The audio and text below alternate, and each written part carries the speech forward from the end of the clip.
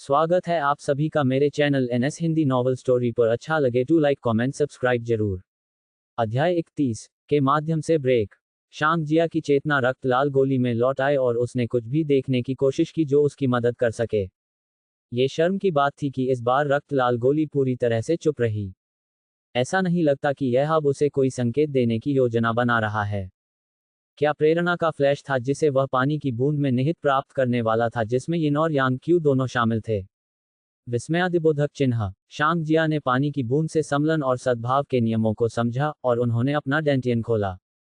हालांकि ये सिर्फ एक माध्यम था जिसने उसे सफल होने की अनुमति दी। ये वास्तव में प्रेरणा का एक फ्लैश नहीं था। प्रेरणा का फ्लैश तब हुआ जब वह समलन के नियमों को समझता था। हालांकि यह इतना उन्नत था कि उसका दाता स्वर्ग और पृथ्वी क्यूई को उसमें डालने में विफल रहा। जैसे उनकी समझ एक बार फिर से गहरी हो गई। दो अलग अलग चरम सीमाओं के सम्मिलन से ये क्यूई का एक मौलिक परिवर्तन बन गया।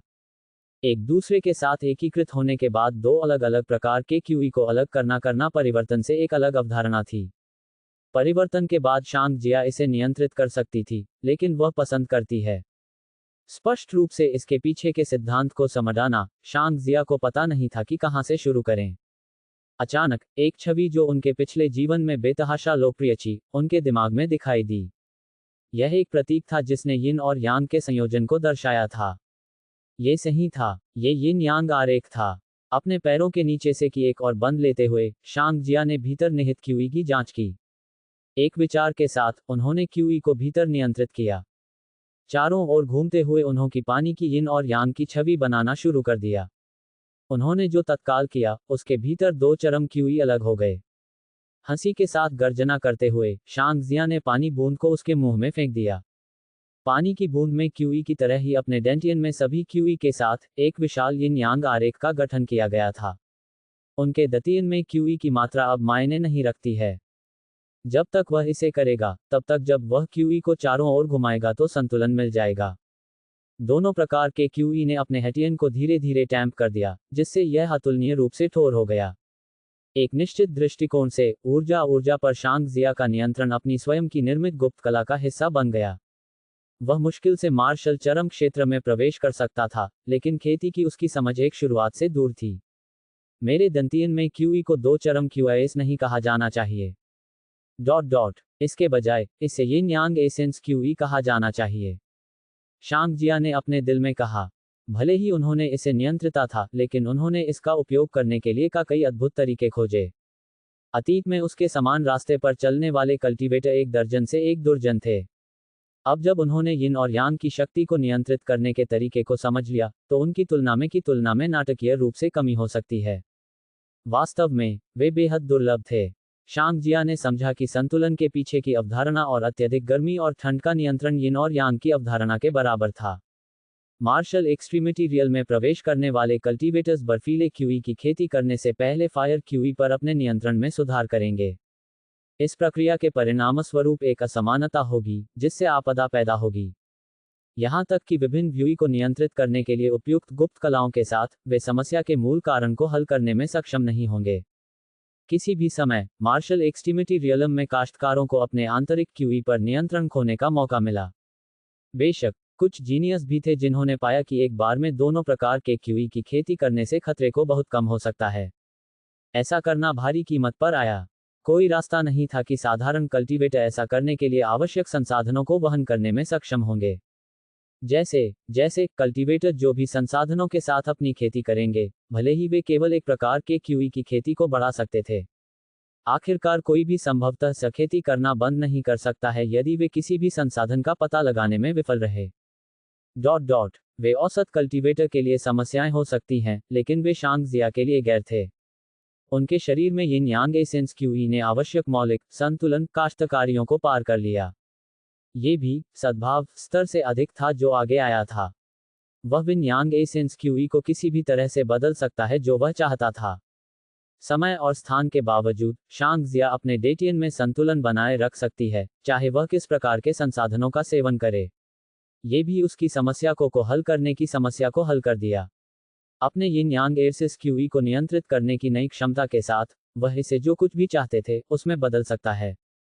जब तक वह चाहता था, वह आग और बर्फ क्यूई दोनों का उपयोग कर सकता था। अपने डेंटियन बनाने के बाद, शांग जिया ने समझा कि यिन यांग डाओ। वह समझ गया कि झांग होगु ने उसे पहले क्या बताया था। करना शुरू कर दिया था।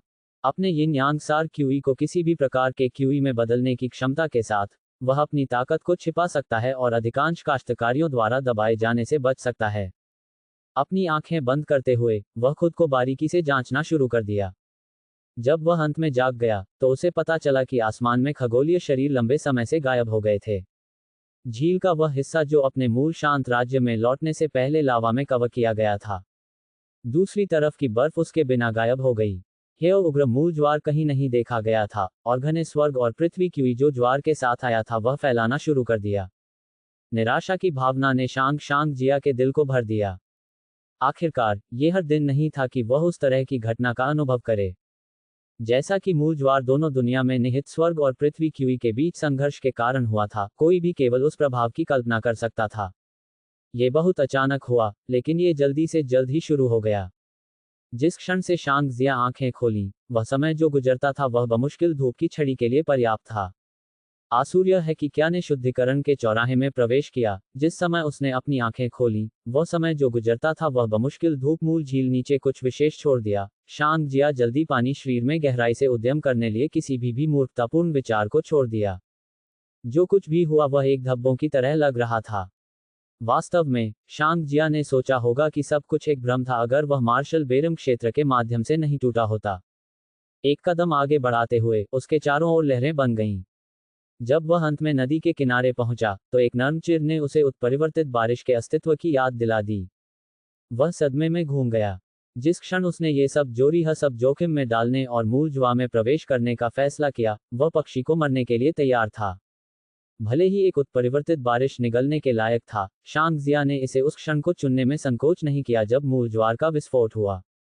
कभी भी अपनी बेतहाशा कल्पनाओं में ये पक्षी से जीवित रहने की उम्मीद नहीं करता था। हाँ, मैंने इस बार बड़ी कमाई की। पिंजरे को थोड़ा ऊपर उठाते हुए, एक विजयी मुस्कान उसके चेहरे पर दिखाई दी। मैदानी इलाकों में धीरे धीरे चलते हुए, वह वापस जंगल की ओर चला गया। भले ही मूल ज्वार ने अपने परिवेश को बहुत नुकसान पहुंचाया हो, लेकिन जंगल में हरे भरे हरियाली में जीवन शक्ति की एक आश्चर्यजनक मात्रा थी। जिस क्षण उन्होंने जंगल में कदम रखा, उन्होंने देखा कि पास के पेड़ों के समूह से एक आकृति उभरती है। जिस क्षण उसने शांग जिया को देखा, उसके हाथों में चाकू उसके गले में फिसल गए। आपकी समस्या क्या है? शांग जिया जलन में चिल्लाया।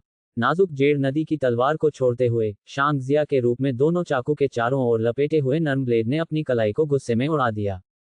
चाकू जमीन पर गिरते ही एक दूसरे के खिलाफ हो गए। अध्याय 32। आपने इस समय के साथ किसे धोखा दिया? शांग जिया ने उसे बिना ज्यादा कठिनाई के निरस्त कर दिया। शांग जिया को अविश्वसनीय रूप से देखते हुए, वह विश्वास नहीं कर सकती थी कि अभी क्या हुआ है। यहां तक कि शांग जिया को भी यह अविश्वसनीय लगा। कई मिनट पहले, वह देवताओं को धन्यवाद दे रहा होगा यदि वह अपने हमले से बच सकता है। इसे हेड ऑन ब्लॉक करना कुछ ऐसा था जिसकी वह कल्पना नहीं कर सकता था। अब, उसे निरस्त करने से उसकी कलाई का एक झटका लगा। उन्हें पता नहीं था कि टूटने के बाद उनकी ताकत कितनी बढ़ गई। भले ही उसने अनुमान लगाया कि यह बहुत अधिक है, लेकिन वह सीधे अपने हमले से नहीं मिला होगा यदि इस तथ्य के लिए नहीं कि वह अपने कार्यों से चिढ़ गया था। यह उस समय था जब शांग जिया ने महसूस किया कि उसकी सफलता ने उसे ताकत में थोड़ी वृद्धि नहीं दी। इसने नहीं दी। इसने उसे जितना सोचा था उससे कहीं अधिक मजबूत बना दिया।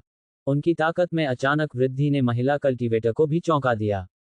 भले ही वह पहले अपने मार्शल के इरादे का उपयोग नहीं करती थी, लेकिन के चाकू कौशल पर नकल करने के लिए कुछ भी नहीं था। उसकी नींव मजबूत थी और वह किसी भी समय मार्शल इरादे क्षेत्र के माध्यम से तोड़ने के लिए तैयार थी। यहां तक कि अगर वह एक कृषक में भाग गई, जो मार्शल इरादे के दायरे में थी, तो वह काफी समय तक अपनी पकड़ बना पाएगी। दुर्भाग्य से, शांग जिया के कार्यों ने उसके गौरव को तोड़ दिया। शांग जिया को अपनी प्रतिक्रिया से परेशान नहीं किया जा सकता था क्योंकि वह जमीन पर चाकू को देखने के लिए बदल गया था। किनारों पर चिप्स देखकर उसके होंठों के कोने हिंसक रूप से बदल गए। निम्न श्रेणी के हथियारों की जोड़ी लगभग उसकी नाजुक जेई नदी तलवार के रूप में मूल्यवान थी। हालांकि, वे अपनी लंबी बिल्ली और माउस खेल के बाद थोड़ा क्षतिग्रस्त दिखे। मुझे मार्शल एक्सट्रीमिटी रियल में कौशलकारों के लिए एक उपयुक्त गुप्त कला मिलती है, तो मुझे एक तलवार की खेती मैनुअल भी देखना होगा। शांग जिया ने खुद को फुसफुसाया। ट्रेविन चाकू को नुकसान पहुंचाने न पहुंचाने का कारण यह था कि वह अपनी ताकत को नियंत्रित करने में विफल रहा। एक उपयुक्त तलवार मैनुअल के साथ, उसे हर चीज से निपटने के लिए क्रूर बेल का उपयोग नहीं करना होगा। जब शांग जिया अभी भी अपने हथियारों को नष्ट करने के लिए खुद को कोस रही थी, तो महिला कल्टीवेटर ने क्रोध के एक फिटू में उड़ान भरी। उसने शांग जिया की ओर हरी बत्ती की किरण को छोड़ने के लिए अपने मार्शल के इरादे का इस्तेमाल किया। हड़ताल को बुकमा देने के लिए अपनी पहली वृत्ति के बावजूद, एक बेतुका विचार उसके दिमाग में चमक गया। उन्होंने अपनी नाजुक नदी जैद तलवार को उठाया और उनके सामने हवा में एक आदर्श चक्र आकर्षित किया। यिन यांग एसिस क्यूई की एक लहर उनके शरीर से उभरी, जिससे यिन यांग आरेख बन गया। जब हरी बत्ती उसमें भिड़ गई, तो उसने जल्दी से बिजली खो दी। यिन यांग आरेख यहाँ नहीं रुको। जैसे जैसे ये घूमना शुरू हुआ, उस समय तक हरी बत्ती पूरी तरह से अशक्त हो गई, जब तक कि यह 5वां रोटेशन हो गया। उन्होंने मौके पर कदम बढ़ाया होगा, लेकिन परिणाम संतोषजनक से अधिक थे। बहुत सारे यिन योग एसेंस क्यूई का उपयोग करने के बावजूद, ये पहली बार था जब उन्होंने इस कदम को उजागर किया। इस पर अपने नियंत्रण को परिष्कृत करने के बाद, ये क्षमताओं में सभी दौर में वृद्धि का अनुभव करेगा। इसके अलावा, ये केवल शांग जिया द्वारा आयोजित एक प्रयोग था। महिला कल्टीवेटर के मार्शल के इरादे को कम करने के बाद, उनके अनुमानों को और ठसी कर दिया गया। ऐसा लग रहा था कि उनका यिन यांग सार क्यूई अन्य काश्तकारियों द्वारा उपयोग किए जाने वाले क्यूई से बहुत अलग था। खुद को खुशी में डुबोते हुए, उसने अपनी आंखों में बदलाव को नोटिस नहीं किया। जटिल भावनाओं के साथ उसके दिल को भरने के लिए, वह दौड़ने के लिए घूम गई। शांग जिया उसे इतनी आसानी से कैसे छोड़ सकती थी? जब वह काफिले से बाहर निकलती थी, तो उसने उसका शिकार किया, और उसने उसे इस तरह की हताश अवस्था में छोड़ दिया। यदि उसकी अचानक सफलता के लिए नहीं, तो उसने उसे मार दिया होता। बिना किसी हिचकिचाहट के, वह ये जानने के बावजूद उसके बाद भाग गया कि पकड़ना मुश्किल साबित होगा। भले ही, वह बस चाहता था कि वह शिकार होने की भावना का अनुभव करे।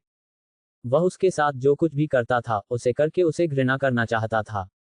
देश शुरू करने के बाद भी चांदी की रोशनी की एक लकीर बहुत लंबी नहीं दिखाई दी। ओह ठीक है, मैं इस लानत पक्षी के बारे में भूल गया। शांग जिया चिल्लाया। अपने रोने के बावजूद, उन्होंने अपनी नाजुक नदी जैद तलवार का उपयोग नहीं किया। इसके बजाय हाथी दांत प्रशंसक उसके हाथ में खुला हुआ था। लाइटनिंग बर्ड बहुत तेज था।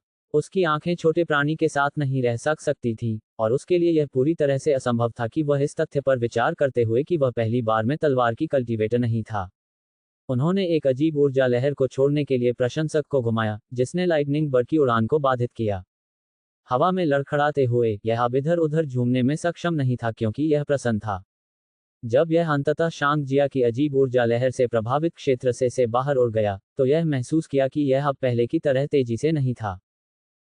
इसे हवा के माध्यम से अस्थिर रूप से ग्लाइड करते हुए, एक और हास्यास्पद विचार शांग जिया के दिमाग में दिखाई दिया।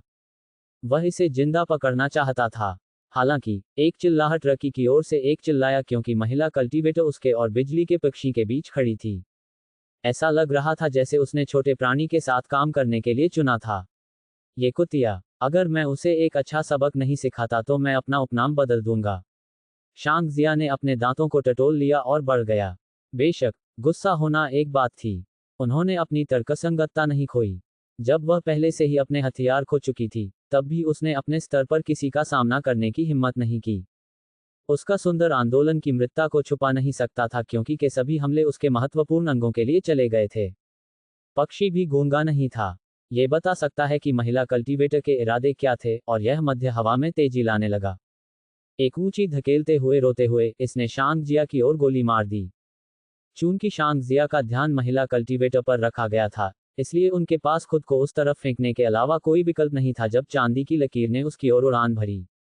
इसकी प्रक्षेपवक्र मध्य उड़ान को समायोजित करते हुए, पक्षी ने अपनी बाहों के नीचे उड़ान भरी। बकवास। यह महसूस करते हुए कि पक्षी के बाद क्या था, शांग जिया के पास अपनी कमर पर लटके पिंजरे के माध्यम से बिजली के पक्षी के रूप में प्रतिक्रिया करने का समय नहीं था। महिला कल्टीवेटर की मदद से, लाइटनिंग बर्ड अपने प्रेमी को बचाने में कामयाब रहा। Chirp chirp. जब उत्परिवर्तित बारिश निगल को मुक्त कर दिया गया तो शांग जिया की अभिव्यक्ति बदल गई। हालांकि, उनके पास इस बात की परवाह करने की विलासिता नहीं थी कि महिला कल्टीवेटर ने अपने हमलों की तीतों की तीव्रता बढ़ाई। उसने अपने जीवन की देखभाल के बिना उस पर हमला किया और उसे थोड़ा वापस करने के लिए मजबूर किया। भले ही शांग जिया के यिन यांग एसेंस क्यूई के पास कई चमत्कारी गुण थे, लेकिन उन्होंने इससे संबंधित किसी भी तकनीक या मार्शल आर्ट की खेती नहीं की थी। वह केवल अपने अराजकता सार पाम और बिजली की हथेली का उपयोग कर सकता है ताकि वह अपने हमलों को पीछे कर सके। अपनी ताकत को बहुत प्रतिबंधित करने के साथ, वह केवल देख सकता था कि उत्परिवर्तित बारिश निगल हवा में उड़ गई। चिरप चिरप चिरप, बिजली की पक्षी उनके आसपास के एक पेड़ों पर उतरा। अपने पंखों को खुशी से फड़फड़ाते हुए यह अपनी उत्तेजना को व्यक्त कर रहा था। अगर मैं उत्परिवर्तित बारिश को प्राप्त नहीं कर सकता, तो आप या तो नहीं कर सकते, महिला कल्टीवेटर ने कहा। यह स्पष्ट था कि उसके कार्य शांग जिया को परेशान करने के लिए सभी थे। जैसे ही उसके होठों के कोने ऊपर की ओर बढ़े, शांग जिया ने जवाब देने की जहमत नहीं उठाई। अपनी हथेली पर बिजली का गठन होता है क्योंकि उसने अपनी अराजकता सार बिजली की हथेली को उजागर किया था। गार्ड से पकड़ा गया, वह तुरंत पीछे हट गई। उसके आश्चर्य के लिए एक चौंकाने वाला बदलाव उस क्षण हुआ जब उसने लाइटनिंग के बोल्ट को जारी किया। उत्परिवर्तित बारिश को मुक्त कर दिया गया था। उसे अपना पक्ष छोड़ने की कोशिश की गई, लेकिन ऐसा करना मुश्किल हो गया। क्यूई की धाराएं उसके शरीर से उभरी और वे एक अजीब गति में उसके चारों ओर घूमते रहे और उन्होंने फंसे लोगों की ऊर्जा को छीन लिया। उत्परिवर्तित बारिश निगल कोई अपवाद नहीं था क्योंकि इसने अपने पंखों को सख्त कर दिया था। उसी समय, महिला कल्टीवेटर को डराने वाले बिजली का बोल्ट पक्षी को दिलचस्पी देने के लिए लग रहा था। ये शांग जिया के हाथ में वापस उड़ गया और इसने अपनी आंखें संकुचित कर दी। आनंद संकुचित कर दी। आनंद का एक नजर जल्द ही उसके चेहरे पर बन गया। अपने शरीर के माध्यम से चल रही झुनझुनी सनसनी का आनंद लेते हुए, इसने पास के पेड़ पर प्रकाश पंछी के रोने को नजरअंदाज कर दिया। महिला कल्टीवेटर ने बिजली की पक्षी की ओर मुड़ने से पहले उत्परिवर्तित बारिश को देखा। यह, आप व्यभिचार कर रहे हैं। आप बात भी किस बारे में कर रहे हैं?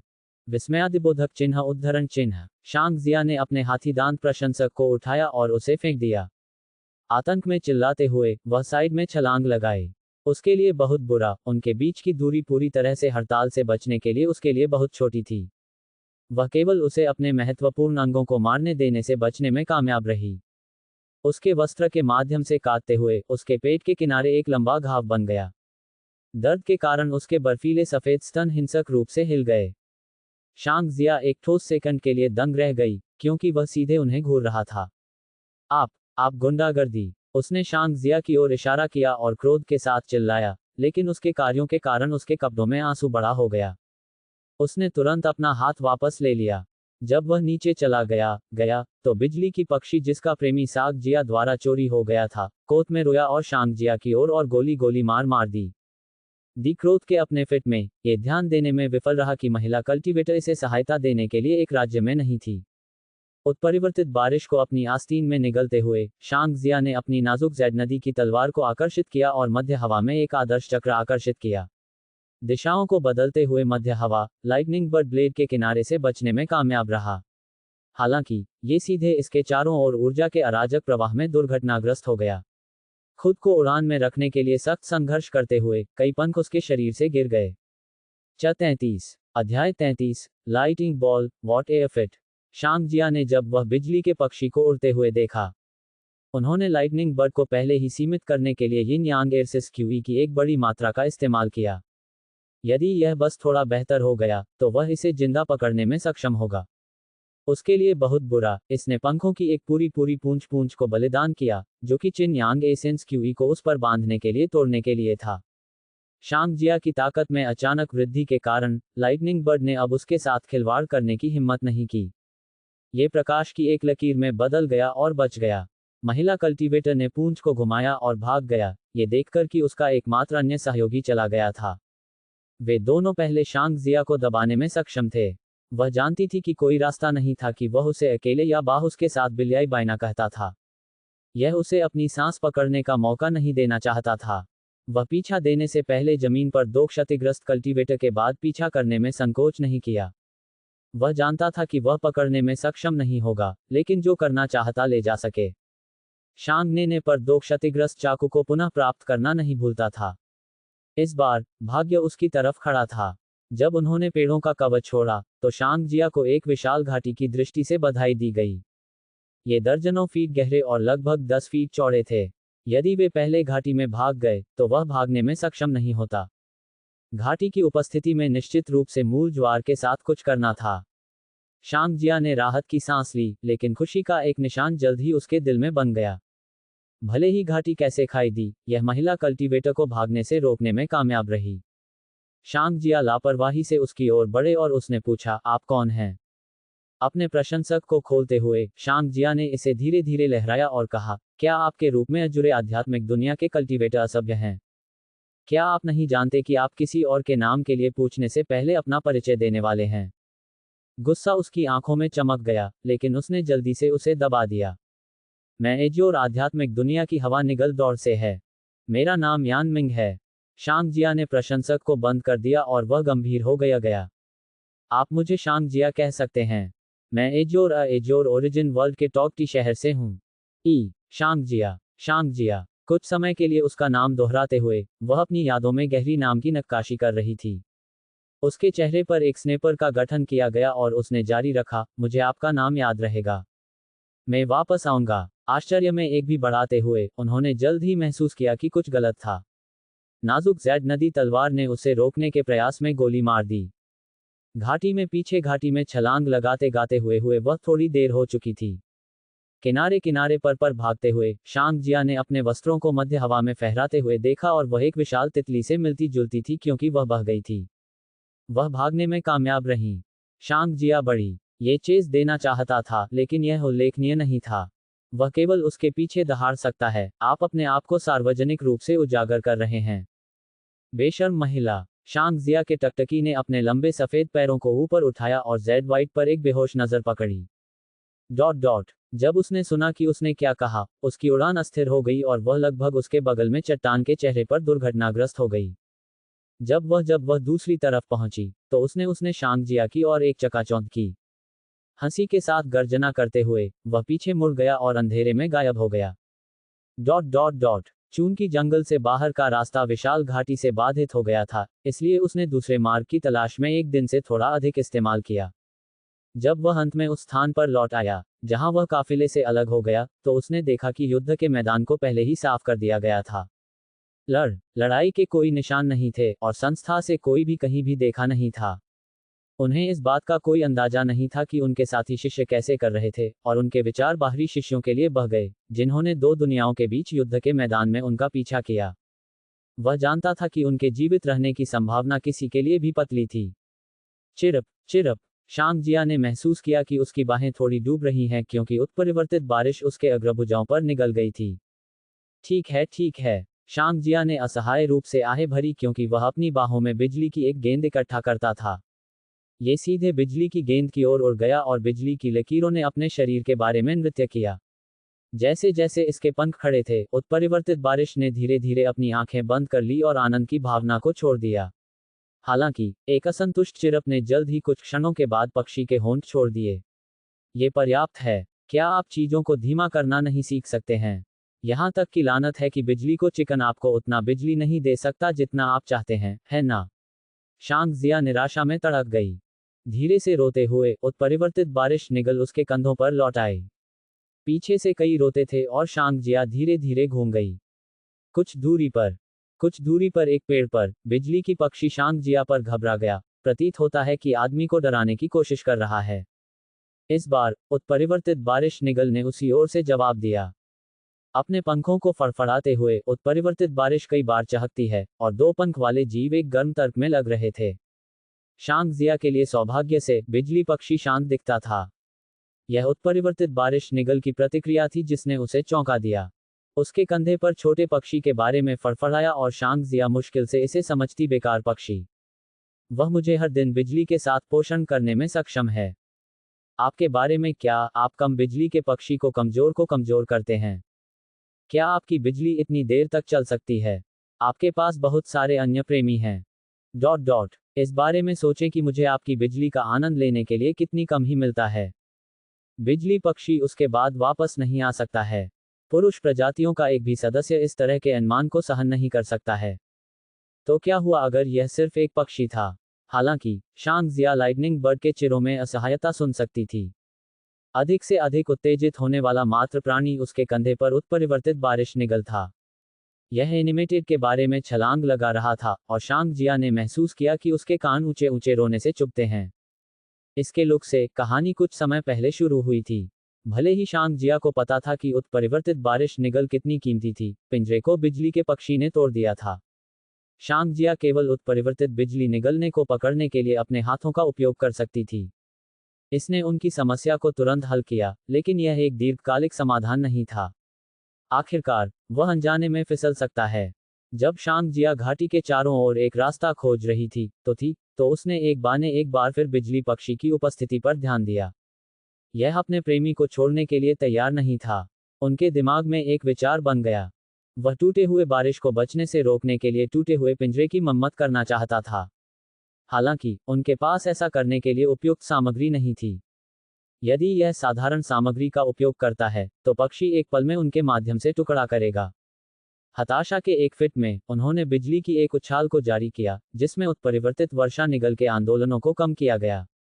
उन्होंने अस्थायी रूप से समस्या को हल करने का एक तरीका खोजा, लेकिन उन्होंने तब भी एक गलती की जब वह एक छोटा ब्रेक लेने के लिए बैठे। चरम तनाव के कारण वह काफिले को छोड़ने के बाद से कभी भी कम हो गया था। उसका मस्तिष्क ओवरड्राइव में काम कर रहा था। नीचे शिकार किया जा रहा है और मूल ज्वार के माध्यम से टूटने के लिए ये सब जोखिम उठाना एक आसान बात नहीं है। कोई फर्क नहीं पड़ता कि वह कितना दृढ़ और लचीला था, उसका शरीर नींद से वंचित थी। ये जानने के बावजूद कि दो दुनियाओं के बीच युद्ध का मैदान खतरों से भर गया था, वह उस क्षण सो गया जब उसने अपनी आंखें बंद कर लीं। जब ये जाग गया तो उसने पास में कुछ ट्वीट करते हुए सुना। तुरंत अपने पैरों पर कूदते हुए उसने देखा कि दो पक्षियों ने उसके बगल में दयनीय रूप से पड़े हैं। उनमें से एक उत्परिवर्तित बारिश निगल था और इसके लुक से ये दूसरे प्राणी के खिलाफ लड़ाई में काफी कम था। शांग जिया के दिमाग से डर की एक लहर बह गई। उसने अपनी गहरी नींद में कुछ भी नहीं सुना, और अगर किसी ने चुपके से हमला किया होहे। शांग जिया ने अचानक एक महत्वपूर्ण समस्या देखी। उत्परिवर्तित बारिश निगल पास में जमीन पर पड़ी थी। तार्किक रूप से ये तब बच सकता था जब वह सो गया। जब वह सो रहा था तो क्या उत्परिवर्तित बारिश उसकी रक्षा करती थी? उनके संदेह को जल्दी से पुष्टि की गई जब उत्परिवर्तित बारिश अपने पक्ष में लौटने से पहले उत्साह में हवा में बढ़ गई। चिरप। इसने खुद की प्रशंसा की और शांग जिया को उम्मीद से देखा। अपनी हथेली को सावधानी से खोलते हुए बिजली की एक गेंद इकट्ठा होने लगी। उत्परिवर्तित लाइटनिंग निगल ने लाइटनिंग की गेंद में छलांग लगाने से पहले एक हैप्पी क्राई जारी किया। अध्याय 34। सभी शांग जिया पर हाथ की जीत में एक पक्षी ने उन घटनाओं के बारे में सोचने के बाद सब कुछ समझा जो ट्रांसपायर्ड हुई। बिजली की पक्षी निश्चित रूप से प्राणी था जिसने उत्परिवर्तित बारिश के झुंड का नेतृत्व किया। इसके अलावा यह मादा उत्परिवर्तित बारिश के एक बड़े हरम के अधिकारी थे। चीजों के लुक से ये हल्के की शक्ति के कारण झुंड का नेतृत्व करने में सक्षम था। जैसा कि उत्परिवर्तित बारिश बिजली की शक्ति के लिए तरस रही है, लाइटनिंग बर्ड कई भागीदारों को आकर्षित करने में सक्षम था। जब शांग जिया ने इसे पकड़ लिया तो उत्परिवर्तित बारिश के लिए सब कुछ बदल गया। यह न केवल उसके चारों ओर बिजली की परिचित शक्ति को महसूस करने में कामयाब रहा, बल्कि उसने बिजली की गेंद में स्नान के लाभों का भी आनंद लिया। जब ये लाइटनिंग बर्ड के हरम का हिस्सा था तो ये केवल लाइटनिंग बर्ड की सीमित सहनशक्ति के कारण कभी कभी वांछित अद्भुत बिजली प्राप्त करने में सक्षम था। थोड़े समय के लिए शांग जिया के साथ बातचीत करने के बाद म्यूटेड रेन निगल ने बिजली के पक्षी का पालन करने की तुलना में कई गुना अधिक आनंद का आनंद लिया। दोनों में की तुलना में बिजली पक्षी मुश्किल से हर कुछ महीनों में एक बार अपनी इच्छाओं को पूरा करने में सक्षम था। शांग जिया ने इस दिन में कई बार बिजली की अनुमति दी।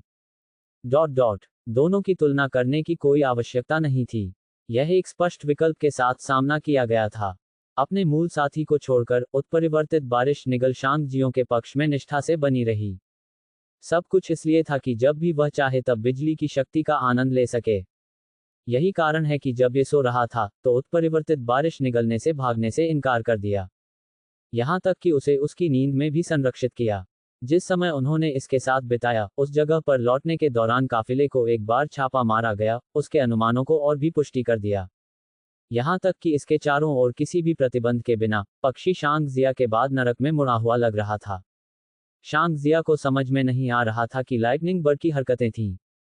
ये जागने के बाद से शांग जिया का अनुसरण कर रहा था और शांग जिया मदद नहीं कर सकती थी, लेकिन सोचें कि यह अभी भी अपने प्रेमी को पुनः प्राप्त करने का मौका खोजने की कोशिश कर रहा था। उसने अपने दिल में कई बार पक्षी को शाप दिया। इस उत्परिवर्तित बारिश के बारे में आप इतने अडिग क्यों हैं? क्या आपके पास देखभाल करने के लिए अपने बाकी हरम नहीं है? विस्मयादिबोधक चिन्ह। वह यह महसूस करने के लिए लंबा इंतजार नहीं करता था कि वह गलत था। दोनों पक्षियों के बीच बातचीत न्यूनतम थी। यहां तक कि जब उत्परिवर्तित बारिश ने उस पर घबराई हुई है, तो बिजली की पक्षी पर्वत से जवाब देगा। सही दिमाग में कोई भी पुरुष ऐसा नहीं करेगा कि अगर वे अपनी महिला के प्यार को फिर से हासिल करने की कोशिश कर रहे थे। भले ही वह शांग जिया जयाका का अनुसरण कर रहा था, बिजली के पक्षी ने हमला करने का कोई प्रयास नहीं किया। आखिरकार शांग जिया ने हार मान ली और उसे धीरे धीरे उसके पीछे जाने की अनुमति दी। दूरी में बिजली पक्षी को देखते हुए शांग जिया की आंखों में एक अजीब रूप बन गया। क्या यह मुझसे कुछ पूछने के लिए है? शांग जिया आश्चर्यचकित था। आखिरकार इसके कार्य बहुत संदिग्ध थे। Chirp chirp. बहुत बुरा। शांग जिया ने पक्षी नहीं बोला। वह एक स्पष्टीकरण के लिए उत्परिवर्तित बारिश की ओर मुड़ गया और छोटे पक्षी उसके सामने हवा में कई बार दोहराया। एक सेकंड के लिए इसके बारे में सोचते हुए उन्होंने अनुमान लगाया, मनराय। इसके शरीर पर पंखें सामान्य रूप से लौटने से पहले पफ हो गए, और यह कई बार क्या यह मेरी बिजली में स्नान करना चाहता है? उत्परिवर्तित बारिश कई बार रोया और ये थोड़ा निराश हो गया। बिजली की पक्षी तत्काल तड़क भड़क वाली, और ऐसा लग रहा था कि इसके व्यवसाय में ध्यान देने के लिए उत्परिवर्तित बारिश को निगलने का आरोप लगाया गया। जैसे जैसे उत्परिवर्तित बारिश ने बिजली की पक्षी को घूरने के लिए बदल दिया, ये फिर से गुस्से में चहकने लगा। यहां तक कि अगर शांग जिया को पक्षी की बात नहीं पता थी, तो वह बता सकता है कि उत्परिवर्तित बारिश की निगल्ली के पक्षी को डांट रही थी। अपना सिर हिलाते हुए बिजली पक्षी ने अंततः अपना सिर नीचे कर ये कर दिया। इसके बारे में सोचने के बाद शांग जिया ने बिजली की पक्षी को देखने से पहले अपने हाथ में बिजली की एक और गेंद को इकट्ठा किया। अपने पंखों को फड़फड़ाते हुए बिजली की पक्षी ने अपना सिर दूर कर दिया, क्योंकि यह शांग जिया के इशारे की परवाह नहीं करता था। असहाय रूप से चकली, शांग जिया समझ गया कि पंछी क्या महसूस कर रहा है। वह जो बिजली की मात्रा इकट्ठा करता था, वह उत्परिवर्तित बारिश के लिए खुद को आनंद के लिए पर्याप्त था, लेकिन यह मजबूत ली पक्षी के पर्याप्त था। चिरप चिरप पर उत्परिवर्तित बारिश को धीरे से रोया, क्योंकि यह शांग जिया को देखा था। अंदर की ओर से वह छोटे पंखों वाले जीवों के साथ बहस करने के लिए खुद को कम नहीं करेगा। जैसे जैसे उनके आंतरिक क्यूई बढ़े, उनके हाथ में बिजली की गेंद बड़ी हो गई। बेहोश सुनहरी बिजली उज्जवल हो गई, और लाल रंग का एक निशान भीतर देखा जा सकता था। बिजली पक्षी ने शांग जिया के हाथ को तुरंत देखा। चारों ओर छलांग लगाते हुए इसने अपना सिर थोड़ा ऊपर उठाया। आप अपने आप से ईमानदार नहीं हैं, जिया ने कहा। उसके हाथ में बिजली और भी अधिक मजबूत हो गई और एक लाल रंग का रंग सोने पर हावी हो गया। बिजली पक्षी अब संकोच नहीं करता है। पेड़ से छलांग लगाते हुए इसने शांग जिया के हाथ की ओर गोली मार दी। किसने सोचा होगा कि शांग जिया लाइटनिंग बॉल को बिखेरते हुए अंतिम सेकंड में अपनी ऊर्जा को पुनः प्राप्त करेगी। नाराजगी में रोते हुए बिजली की पक्षी ने अपने पंखों को फड़फड़ाया और पहले पेड़ पर लौटने की कोशिश की। हालांकि इसके आसपास की जगह ठोस होने लगी और इससे कोई फर्क नहीं पड़ता कि यह है कितना की कठिन है, यह 1 इंच नहीं चल सकता है। शांग जिया धीरे धीरे चला गया और जब पक्षी अपने सीने के स्तर पर संघर्ष कर रहा था तो रुक गया। बिजली की गेंद धीरे धीरे उसकी हथेली में फिर से प्रकट हुई, क्योंकि उसने उसे संबोधित किया। मुझे आपको क्यों देना चाहिए? बिजली की पक्षी स्टंप किया गया था। अब महिला कल्टीवेटर यान मिंग इसके साथ काम करने के लिए नहीं थी। हताशा के एक फिट में ये केवल सख्त रो सकता है। और एक पूर्ण चक्र में चलते हुए इसे देखा। उन्होंने इसकी बारीकी से जांच की। वह ये नहीं भूलता था कि बिजली के पक्षी ने अपने जीवन को शांग जिया ने प्राणी के चारों ओर पूर्ण चक्र में चलते हुए इसे देखा। कई बार जंगल में वापस लेने की कोशिश की थी जब उसने यानमिंग के साथ मिलकर काम किया था। अब जब यह उसके जाल में गिर गया, तो शांग जिया ने महसूस किया कि ये देवताओं को धन्यवाद देना चाहिए कि यह पक्षी बारबेक्यू में नहीं बदल गया। बेशक इसका यान्नी के साथ भी कुछ करना था। और ठीक है। यान्नीर नीम था। शांग जिया ने उसके बाद शुरू होने के बाद उत्परिवर्तित बारिश की निगल दिया। Chirp chirp. पान नीर ने उसके कान से धीरे से चहकते हुए कहा कि उसने उसे दया के लिए भीख मांगने की कोशिश की। धीरे से चकली, शांग जिया ने अंततः एक बार फिर से अपने हाथों में बिजली की गेंद को जारी किया। बिजली का पक्षी जो चिल्ला रहा था वह सख्त चुप हो गया। आप एक ग्लूटन भी हैं, धीरे से गुनगुनाते हुए उन्होंने बिजली के पक्षी के होठों की ओर अपनी हथेली में बिजली का निर्देशन किया। लानत पक्षी एक पुरने चोर था। ये बिल्कुल भी कृतज्ञता नहीं दिखाता है क्योंकि यह जितना हो सके उतना निगल सकता है। जब इसका आधे से अधिक चले गए तो इसने एक शक्तिशाली रों को जारी किया। शांगजियो ने अपनी हथेली बंद करके जल्दी से प्रतिक्रिया व्यक्त की। Chirp chirp. बिजली पक्षी ने जल्दी से अपनी नाराजगी व्यक्त की। अपनी उंगली को फहराते हुए उसने लानत पक्षी के सिर को मारा। आप किसके लिए चिल्ला रहे हैं? यदि आप इसे चाहते हैं तो आपको इस आइटम के मालिक की तलाश करनी होगी। शांगजिया बता सकती है कि बिजली के पक्षी टूटने की कगार पर थे। वह इसकी विचार प्रक्रिया को समझ सकता था। एक भी कल्टीवेटर नहीं था जो इसके माध्यम से नहीं टूटना चाहता था। ऐसा करने के लिए निंगबर्ड आमतौर पर बादलों में चार्ज करता है ताकि भीतर संग्रहित अंतहीन बिजली से बपतिस्मा प्राप्त हो सके। जो लोग सफल हुए वे एक मौलिक परिवर्तन का अनुभव करेंगे। जो लोग राख में नहीं बदलेंगे। चूंकि शांगजिया के शरीर में स्वर्गीय बिजली की शक्ति थी, न केवल वह बिजली के पक्षी की सफलता में सहायता कर सकता था, ये जोखिम को भी काफी कम कर सकता था। उसके बोलने के बाद उसने जमीन पर वस्तुओं का एक गुच्छा फेंक दिया। वे आइटम संस्था के छात्रों के थे और वे सभी जगह बिखरे हुए थे। उनमें से कई बाहरी शिष्यों के थे और उन्हें जानबूझकर भूमिगत दफनाया गया था। दो दुनियाओं के बीच युद्ध के मैदान में भूगोल में अचानक बदलाव के कारण क्लीन अप क्रू उन्हें लेने में विफल रहा। शांगजिया को यह नहीं पता था कि क्या बिजली के पक्षी को कुत्ते के रूप में गधे की समान भावना थी, लेकिन वह जानता था कि यह निश्चित रूप से अद्भुत दृष्टि थी। जब तक पक्षी ने अपना सब कुछ दिया, तब तक वह अपने साथी शिष्यों का पता लगाने में सक्षम हो सकता है। इसके अलावा शांगजिया की योजना में केवल लाइटनिंग बर्ड शामिल नहीं है। कोई यह नहीं भूल सकता कि बिजली पक्षी उत्परिवर्तित बारिश के झुंड का नेता था। शांगजिया की योजना लंबे समय से उन्हें ध्यान में रखते हुए एक बार जब उन्होंने याननीर को वश में कर लिया था। अध्याय 35। पगडंडी को ईमानदार होने के लिए शांगजिया अपनी किस्मत की कोशिश कर रही थी। वह उसे मदद करने के लिए इसे प्राप्त करने के लिए बिजली पक्षी के साथ सभी ढोंग को फाड़ने के लिए तैयार था। हालांकि उन्हें लग रहा था कि उन्होंने लाइटनिंग बर्ड की बुद्धिमत्ता को कम करके आंका था और इसके माध्यम से तोड़ने की इच्छा थी। अपने चिन यांग एसएसक्यूई को जारी करते हुए लाइटनिंग बर्ड ने जल्द ही अपनी स्वतंत्रता प्राप्त की। हवा में बढ़ते हुए ये तुरंत नहीं उड़ता था। इसके बजाय इसने शांगजिया के ऊपर हवा की परिक्रमा की, यह महसूस करते हुए कि ये दूसरे आधे को आसानी से प्राप्त करने में सक्षम नहीं होगा। यह आसमान में गोली मारता है, जो कि काफिले के निशान को जल्दी से खोजने की उम्मीद करता है। जैसा कि शांगजिया ने युआन जिलू के आदेशों के तहत छोड़ दिया, उन्हें पता नहीं था कि इसके बाद क्या हुआ। इसके लुक से टॉम्यू पीक के सदस्य उन्हें समय पर सुदृढ़ करने में विफल रहे। अन्यथा वे जमीन पर चांदी के सार की तरह सामान नहीं छोड़ते। शांगजिया के साथ व्यापार करने के लिए यानमिंग उसे अपने निम्न श्रेणी के हथियार और चांदी के सार के 50 टुकड़े देना चाहते थे। शांगजिया ने उसे आसानी से खारिज कर दिया होगा और उसके प्रस्ताव पर झांसा दिया था, लेकिन चांदी के सार के 50 टुकड़े टोंगिया शिखर में एक छोटी राशि नहीं थी। मार्शल चरम क्षेत्र में कई शिष्य वैसे भी इतना पैसा नहीं निकाल पाएंगे। मार्शल के दायरे में साधारण कल्टीवेटर्स के लिए वे खुद को भाग्यशाली मानते कि क्या उनके पास चांदी के 3 से 5 टुकड़े हैं। वे इसके बजाय अपनी पसंद की मुद्रा के रूप में तांबे बोर्डों का उपयोग करेंगे। चूंकि उन्होंने अपने पैसे को जमीन में दफन कर दिया था, इसलिए उनके कार्यों के पीछे निश्चित रूप से कुछ विशेष अर्थ थे। इस मौके पर कि बाहरी शिष्यों को नहीं मारा गया था, वे अपनी खेती के साथ दूर नहीं गए होंगे। 1 दर्जन से अधिक कशीदाकारी क्लाउड गाड़ियों को लूट लिया गया और 16 शिष्यों को जो आंतरिक डिवीजन में प्रवेश करने वाले थे, वे गायब हो गए। संरक्षण प्रभाग के शिष्य भी थे। कोई फर्क नहीं पड़ता कि वे प्रतिक्रिया करने में कितना धीमा थे, इस समय ट्रॉक्टी पीक पूरी तरह से अराजकता में होना चाहिए। अगर कोई उन्हें बचाने में कामयाब रहा, तो दें अपने सामान के लिए लौट आए होंगे। आखिरकार शिष्य जो मार्शल के दायरे में नहीं टूटे थे, वे कभी भी उस तरह के खजाने को छोड़ नहीं पाएंगे। थोड़ा सा आहट करते हुए शांगजिया उम्मीद की टोंगी के शिखर में कुछ भी गंभीर नहीं हुआ। चूंकि पवन निगल की दौड़ के सदस्य खुले तौर पर संसाधनों को लूट सकते हैं, शांगजिया ये बता सकती है कि टोंगिया पीक में परेशानी निश्चित रूप से चल रही थी। घबराने में बहुत देर हो चुकी थी। भले ही वह अकेले हवा की दौड़ के साथ सिर से सिर पर नहीं जा पाएगा, वह केवल बिजली के पक्षी के लौटने के लिए धैर्यपूर्वक इंतजार कर सकता था। केवल एक और चीज जिसके बारे में वह सोच सकता था, वह था चेतना के समुद्र में रक्त लाल गोली।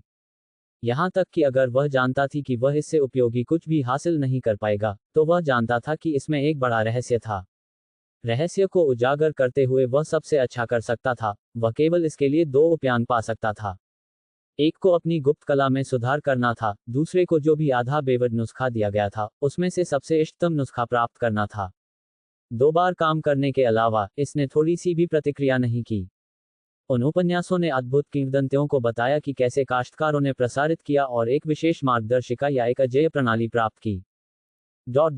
इसने उन्हें बहुत जल्दी मजबूत होने में मदद की और कहानी के मुख्य चरित्र में बदल दिया। उन पात्रों में या तो पागल प्लॉट कवच था या आकाश से दी गई मदद दी। मुझे देखो, क्या बकवास है। वह सब मिला एक लानत टैबलेट था जो कहीं नहीं के बीच में खड़ा था। कोई फर्क नहीं पड़ता कि उसने कितनी भी कोशिश की, वह इसके साथ कुछ भी नहीं कर सकता था। शांग जिया के अनुसार ब्लड रेड टैबलेट को संभवतः ट्रस्ट ट्रांसमीटिंग के बाद सबसे बेकार खजाने की सूची में बहुत अधिक स्थान दिया गया था। क्या ये भी उल्लेख करने की आवश्यकता थी कि एक चेहरा कैसे फटा था? विस्मयादिबोधक चिन्ह। यदि वह रक्त लाल गोली का उपयोग करने का एक तरीका खोदने में कामयाब रहा, तो यह और भी अधिक दरार हो सकता है। एक बार टैबलेट के सभी बार चेहरे फटे, ये संभवतः इसे चकनाचूर करने का समय था। यह एक ईश्वर प्रदत्त प्रतिभा या प्रणाली नहीं थी। यह एक गोड डूम टाइम बम था। शांग जिया ने अपने दिमाग को रैक किया लेकिन कुछ भी नहीं के साथ आया। मूल ज्वार के विस्फोट के दौरान केवल उसी समय यह प्रतिक्रिया हुई। यह एक कारण था कि शांग जिया ने गहराई तक जाने का फैसला किया। अपने दिल में गहरी, उन्होंने मूल ज्वार की मदद से ब्लड रेड टैबलेट की मरम्मत के विचार बारे में सोचा। इसके लुक से उन्होंने खुद को कम कर दिया। जब उसका मन लगभग मूल ज्वार में टूट गया, तो टैबलेट पूरी तरह से गतिहीन रहा। यह उसकी मदद नहीं कर सकता है, लेकिन एक और दृष्टिकोण से चीजों को देखते हुए, टैबलेट विस्फोट का सामना करने के लिए पर्याप्त मजबूत था। इसे और भी अधिक रहस्य छिपाना था। स्वाभाविक रूप से, वह अपने कम खेती के स्तर के साथ कुछ भी उजागर करने में असमर्थ होगा। चलो उम्मीद करते हैं कि टैबलेट मजबूत होने से पहले ही खुद को नष्ट नहीं करता है। उद्धरण चिन्ह। शांग जिया ने उसके दिल में आह भरी। उसे चहकने की आवाज से वास्तविकता में वापस लाया गया और जल्दी से पता चला कि उसका परिवेश फिर से बदल रहा है। काले बादल आसमान में एकत्र हुए, लेकिन एक गर्म हवा भूमि के माध्यम से बह गई। अपने सिर को ऊपर उठाते हुए शांग जिया ने बिजली के पक्षी को उसके चारों ओर घूमते हुए देखा, जो उसके पीछे निकटता से हुआ था। बारीकी से देखते हुए उन्होंने महसूस किया कि क्यान यान नीर नीर की गति में काफी वृद्धि हुई है। भले ही यह बिजली के पक्षी की तुलना में धीमा था, ये तब की तुलना में बहुत तेज था जब वह उसने काफिले पर हमला किया था। यदि यह इतनी जल्दी उड़ सकता है, तो शांग जिया इसे पकड़ने में सक्षम नहीं होता। बिजली के स्नान ने हाल ही में आनंद लिया, निश्चित रूप से इसे काफी सुधार करने की अनुमति दी। क्या वह एक और बिजली पक्षी का पोषण करने जा रहा था? शांग जिया ने संभावना के बारे में सोचा, लेकिन उनके विचार जल्द ही बिजली के पक्षी में लौट आए। इसके लिए इतनी जल्दी लौटने के लिए यह अन्य शिष्यों के निशान मिल सकता है। ये लाइटनिंग चिकन नहीं जानता कि इसके लिए क्या अच्छा है। मैं इसे बिजली दे रहा हूं, लेकिन वहां ये यान नीर के साथ खेलने के लिए उड़ रहा है। अपनी उंगलियों को उसके मुंह में डालकर हवा के माध्यम से एक जोर से सीटी बजाता है। पक्षियों का ध्यान आकर्षित करते हुए वह उन्हें लहराया। यान नीर ने बिजली के पक्षी को तुरंत नजरअंदाज कर दिया और वह उसकी ओर बढ़ गया। उसने उड़ान भरते समय इसे जल्दी करने के लिए कई रोने को छोड़ दिया। किसने सोचा होगा कि बिजली का पक्षी चारों ओर घूमता रहेगा और दूसरी दिशा में उड़ जाएगा, क्योंकि इसमें शांग जिया का ध्यान था। लानत बिजली के चिकन के पीछे पीछा करते हुए शांग जिया को जल्दी से पता चला कि हर 7 या इतने मील की दूरी पर उत्परिवर्तित बारिश हो गई थी। वे जो कुछ भी वे पा सकते थे उस पर आराम कर रहे थे, और शांग जिया के आने पर वे उड़ जाएंगे। वे स्पष्ट रूप से शांग जिया के लिए गाइड के रूप में कार्य करने के लिए वहां बैठे थे। होप की लपटें उसके दिल में प्रज्वलित हो गई। 2 घंटे बाद लगभग 40 पक्षियों से गुजरने के बाद शांग जिया ने पाया कि उसने लगभग 250 मील की यात्रा की। उन्होंने बिजली के पक्षी को फिर से देखा, दूरी में एक छोटी पहाड़ी के ऊपर ऊंची उड़ान भरते हुए। पहाड़ी में जो कुछ भी शामिल था उसमें एक भीड़ में नहीं। शांग जिया ने एक छोटा ब्रेक लिया, खुद को अपने शिखर राज्य में बहाल किया। जब उसे अच्छी तरह से आराम दिया गया, तो उसने एक जाल में दौड़ने से बचने के लिए एक बार पहाड़ी की परिक्रमा की। वास्तव में उसने इसके चारों ओर घूमने के बाद पहाड़ी के साथ कुछ गलत बोझा। भले ही उसने दुश्मन को सचेत नहीं किया, लेकिन उसने एक छिपी हुई घाटी के बाहर घोड़े की पटरियों की खोज की और इसे हटाने की कोशिश कर रहे लोगों के संकेत। युद्ध के संकेत घाटी में जारी नहीं रहे। इसके बजाय ये दूसरी दिशा में चला गया। शांग जिया ने अनुमान लगाया कि लड़ाई टोंगी के सदस्यों का परिणाम था, जो कि काफिले को लूटने के बाद अजूर आध्यात्मिक दुनिया के कल्टीवेटर्स के निशान की खोज कर रहे थे। एजोर आध्यात्मिक दुनिया के कल्टीवेटर शायद पीछे हट गए और टोंगियू पीक के विशेषज्ञों ने उन्हें शिकार करना शुरू कर दिया। जब वह हिडन वैली के प्रवेश द्वार को देखता था तो उसकी आंखों में लाइट टिमटिमाती थी। चूंकि टोंगी शिखर के विशेषज्ञों ने जगह की खोज की थी, वे निश्चित रूप से एक नज़र रखने के लिए घाटी में प्रवेश करेंगे। आखिरकार टोग्यो संस्था के बहुत सारे काश्तकार शामिल थे।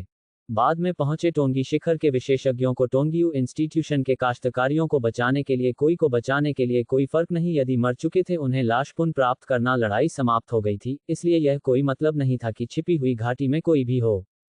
हालांकि कैसे बिजली पक्षी मध्य हवा में उड़ रहा था, जिस लोग वह पति थे उन्हें अंदर होना था। काफिले पर छापे के बाद से उस पक्षी के प्रति सावधानी बरतते हुए शांग जिया को इस पर बेहद संदेह था। उनकी प्रवृत्ति ने उन्हें अन्यथा बताया। छिपी हुई घाटी में प्रवेश करने के लिए एक और मार्ग लेने का चयन करते हुए उन्होंने पता लगाने से बचने के लिए दीवार के चेहरे में से एक को देंगे दिया।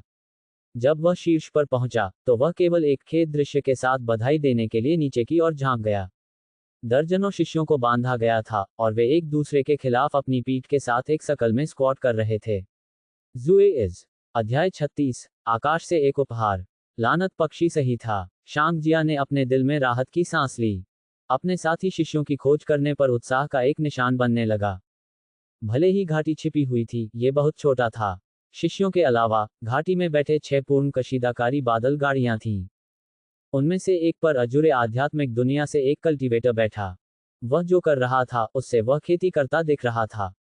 पास के एक बोल्डर को देखने के लिए मुड़ते हुए शांग जिया ने एक और कल्टीवेटर को बंदियों को घूरते हुए देखा। क्या उनमें से केवल 2 हैं? शांग जिया ने खुद को म्यूट कर दिया। भले ही उनमें से केवल 2 थे, लेकिन उन्होंने कोई भी दाने नहीं किया। ऐसा लगता है कि मैं सही था।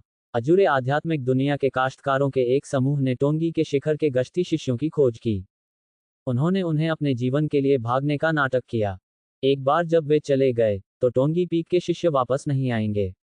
एजोर आध्यात्मिक दुनिया के खेती करने वालों के अन्य समूह ने काफिले को लूटने के लिए चला गया, जबकि वे उस पर थे।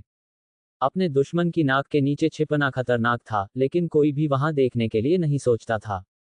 चूंकि उन्होंने लड़ाई और संघर्ष के निशान को मिटा दिया था, टोंगी पीक के विशेषज्ञ 2 बार नहीं दिखेंगे। यदि बिजली पक्षी के लिए नहीं, तो मैं घाटी में प्रवेश नहीं करूंगा। शोक जिया ने खुद को चकमा दिया। छाया बी स्टड्स उद्धरण चिन्ह। जब शांग जिया सोच रही थी कि उन्हें कैसे बचाया जाए, तो एक आवाज ने उसे विचलित कर दिया। क्या कोई खबर नहीं है? गाड़ी पर बैठे व्यक्ति ने बात की। ऐसा लग रहा था कि एजोर आध्यात्मिक दुनिया में उनकी स्थिति दूसरों की तुलना में अधिक थी, क्योंकि बोल्डर पर कल्टीवेटर ने सम्मानपूर्वक जवाब दिया, वरिष्ठ भाई लिक्यू, हमने युवा महिला से नहीं सुना है। उद्धरण चिन्ह। जवाब में गाड़ी में डूबे हुए शिष्य ने कहा, किंग क्यू, उसके लिए कवर करने की कोई आवश्यकता नहीं है। वह हमेशा इतनी जिद्दी रही है। यदि उसके लिए नहीं, तो हम बहुत समय पहले क्षेत्र को छोड़ देते थे। केयरटेकर हुआ क्यू और अन्य को अपने जीवन को जोखिम में डालते समय गश्ती दल को दूर नहीं करना होगा। बोल्डर पर शिष्य ने चुटकी ली, युवा महिला हमारी दौड़ के खून के बारे में सोच रही थी। अगर वह उत्परिवर्तित बारिश निगलने को पकड़ने का प्रबंधन करती है। एक शुद्ध रक्त के साथ एक शिष्य के उसे बस कुछ और लोगों की तलाश करनी चाहिए, जो कि एक उत्परिवर्तित बारिश के शिकार के बारे में इतना अच्छा है। लिंग क्यू स्नेहक। किंग क्यू के चेहरे पर एक अजीब अभिव्यक्ति दिखाई दी। मेरे पैर इस जगह पर स्क्वाट करने से सुन्न हैं। हुआंग क्यू कुछ समय से बाहर खड़े हैं। मैं उसे वापस बुलाऊंगा। उन्होंने बल्डर को छलांग लगा दी और बोलते ही हिडन वैली के प्रवेश द्वार के लिए खाना हो गए। अपनी आंख के कोने से किंग क्यू पर नजर डालते हुए लिंग क्यू ने सेंधा दूस उद्धरण चिन्ह। शांग जिया को किंग क्यू ने जो कहा उससे थोड़ा आश्चर्यचकित था। वास्तव में कोई और वहां से बाहर छिपा हुआ है। सौभाग्य से मैं प्रवेश द्वार से प्रवेश नहीं करती था। उन्हें बचाने के बजाय मैं शायद सीधे उनके जाल में चला जाऊंगा। चुपके से पीछे हटते हुए शांग जिया ने 2 पक्षियों को हवा में वापस जाने के लिए अपना हाथ लहराया। उन्होंने घाटी के दृश्य के साथ चट्टान के चेहरे के किनारे पर लौटने से पहले आधे दिन के लिए अजीब हाथ के इशारों का उपयोग करके उन्हें अपनी योजना के बारे में बताया। चिंता के एक निशान ने उसके दिल को भर दिया जब वे उड़ गए।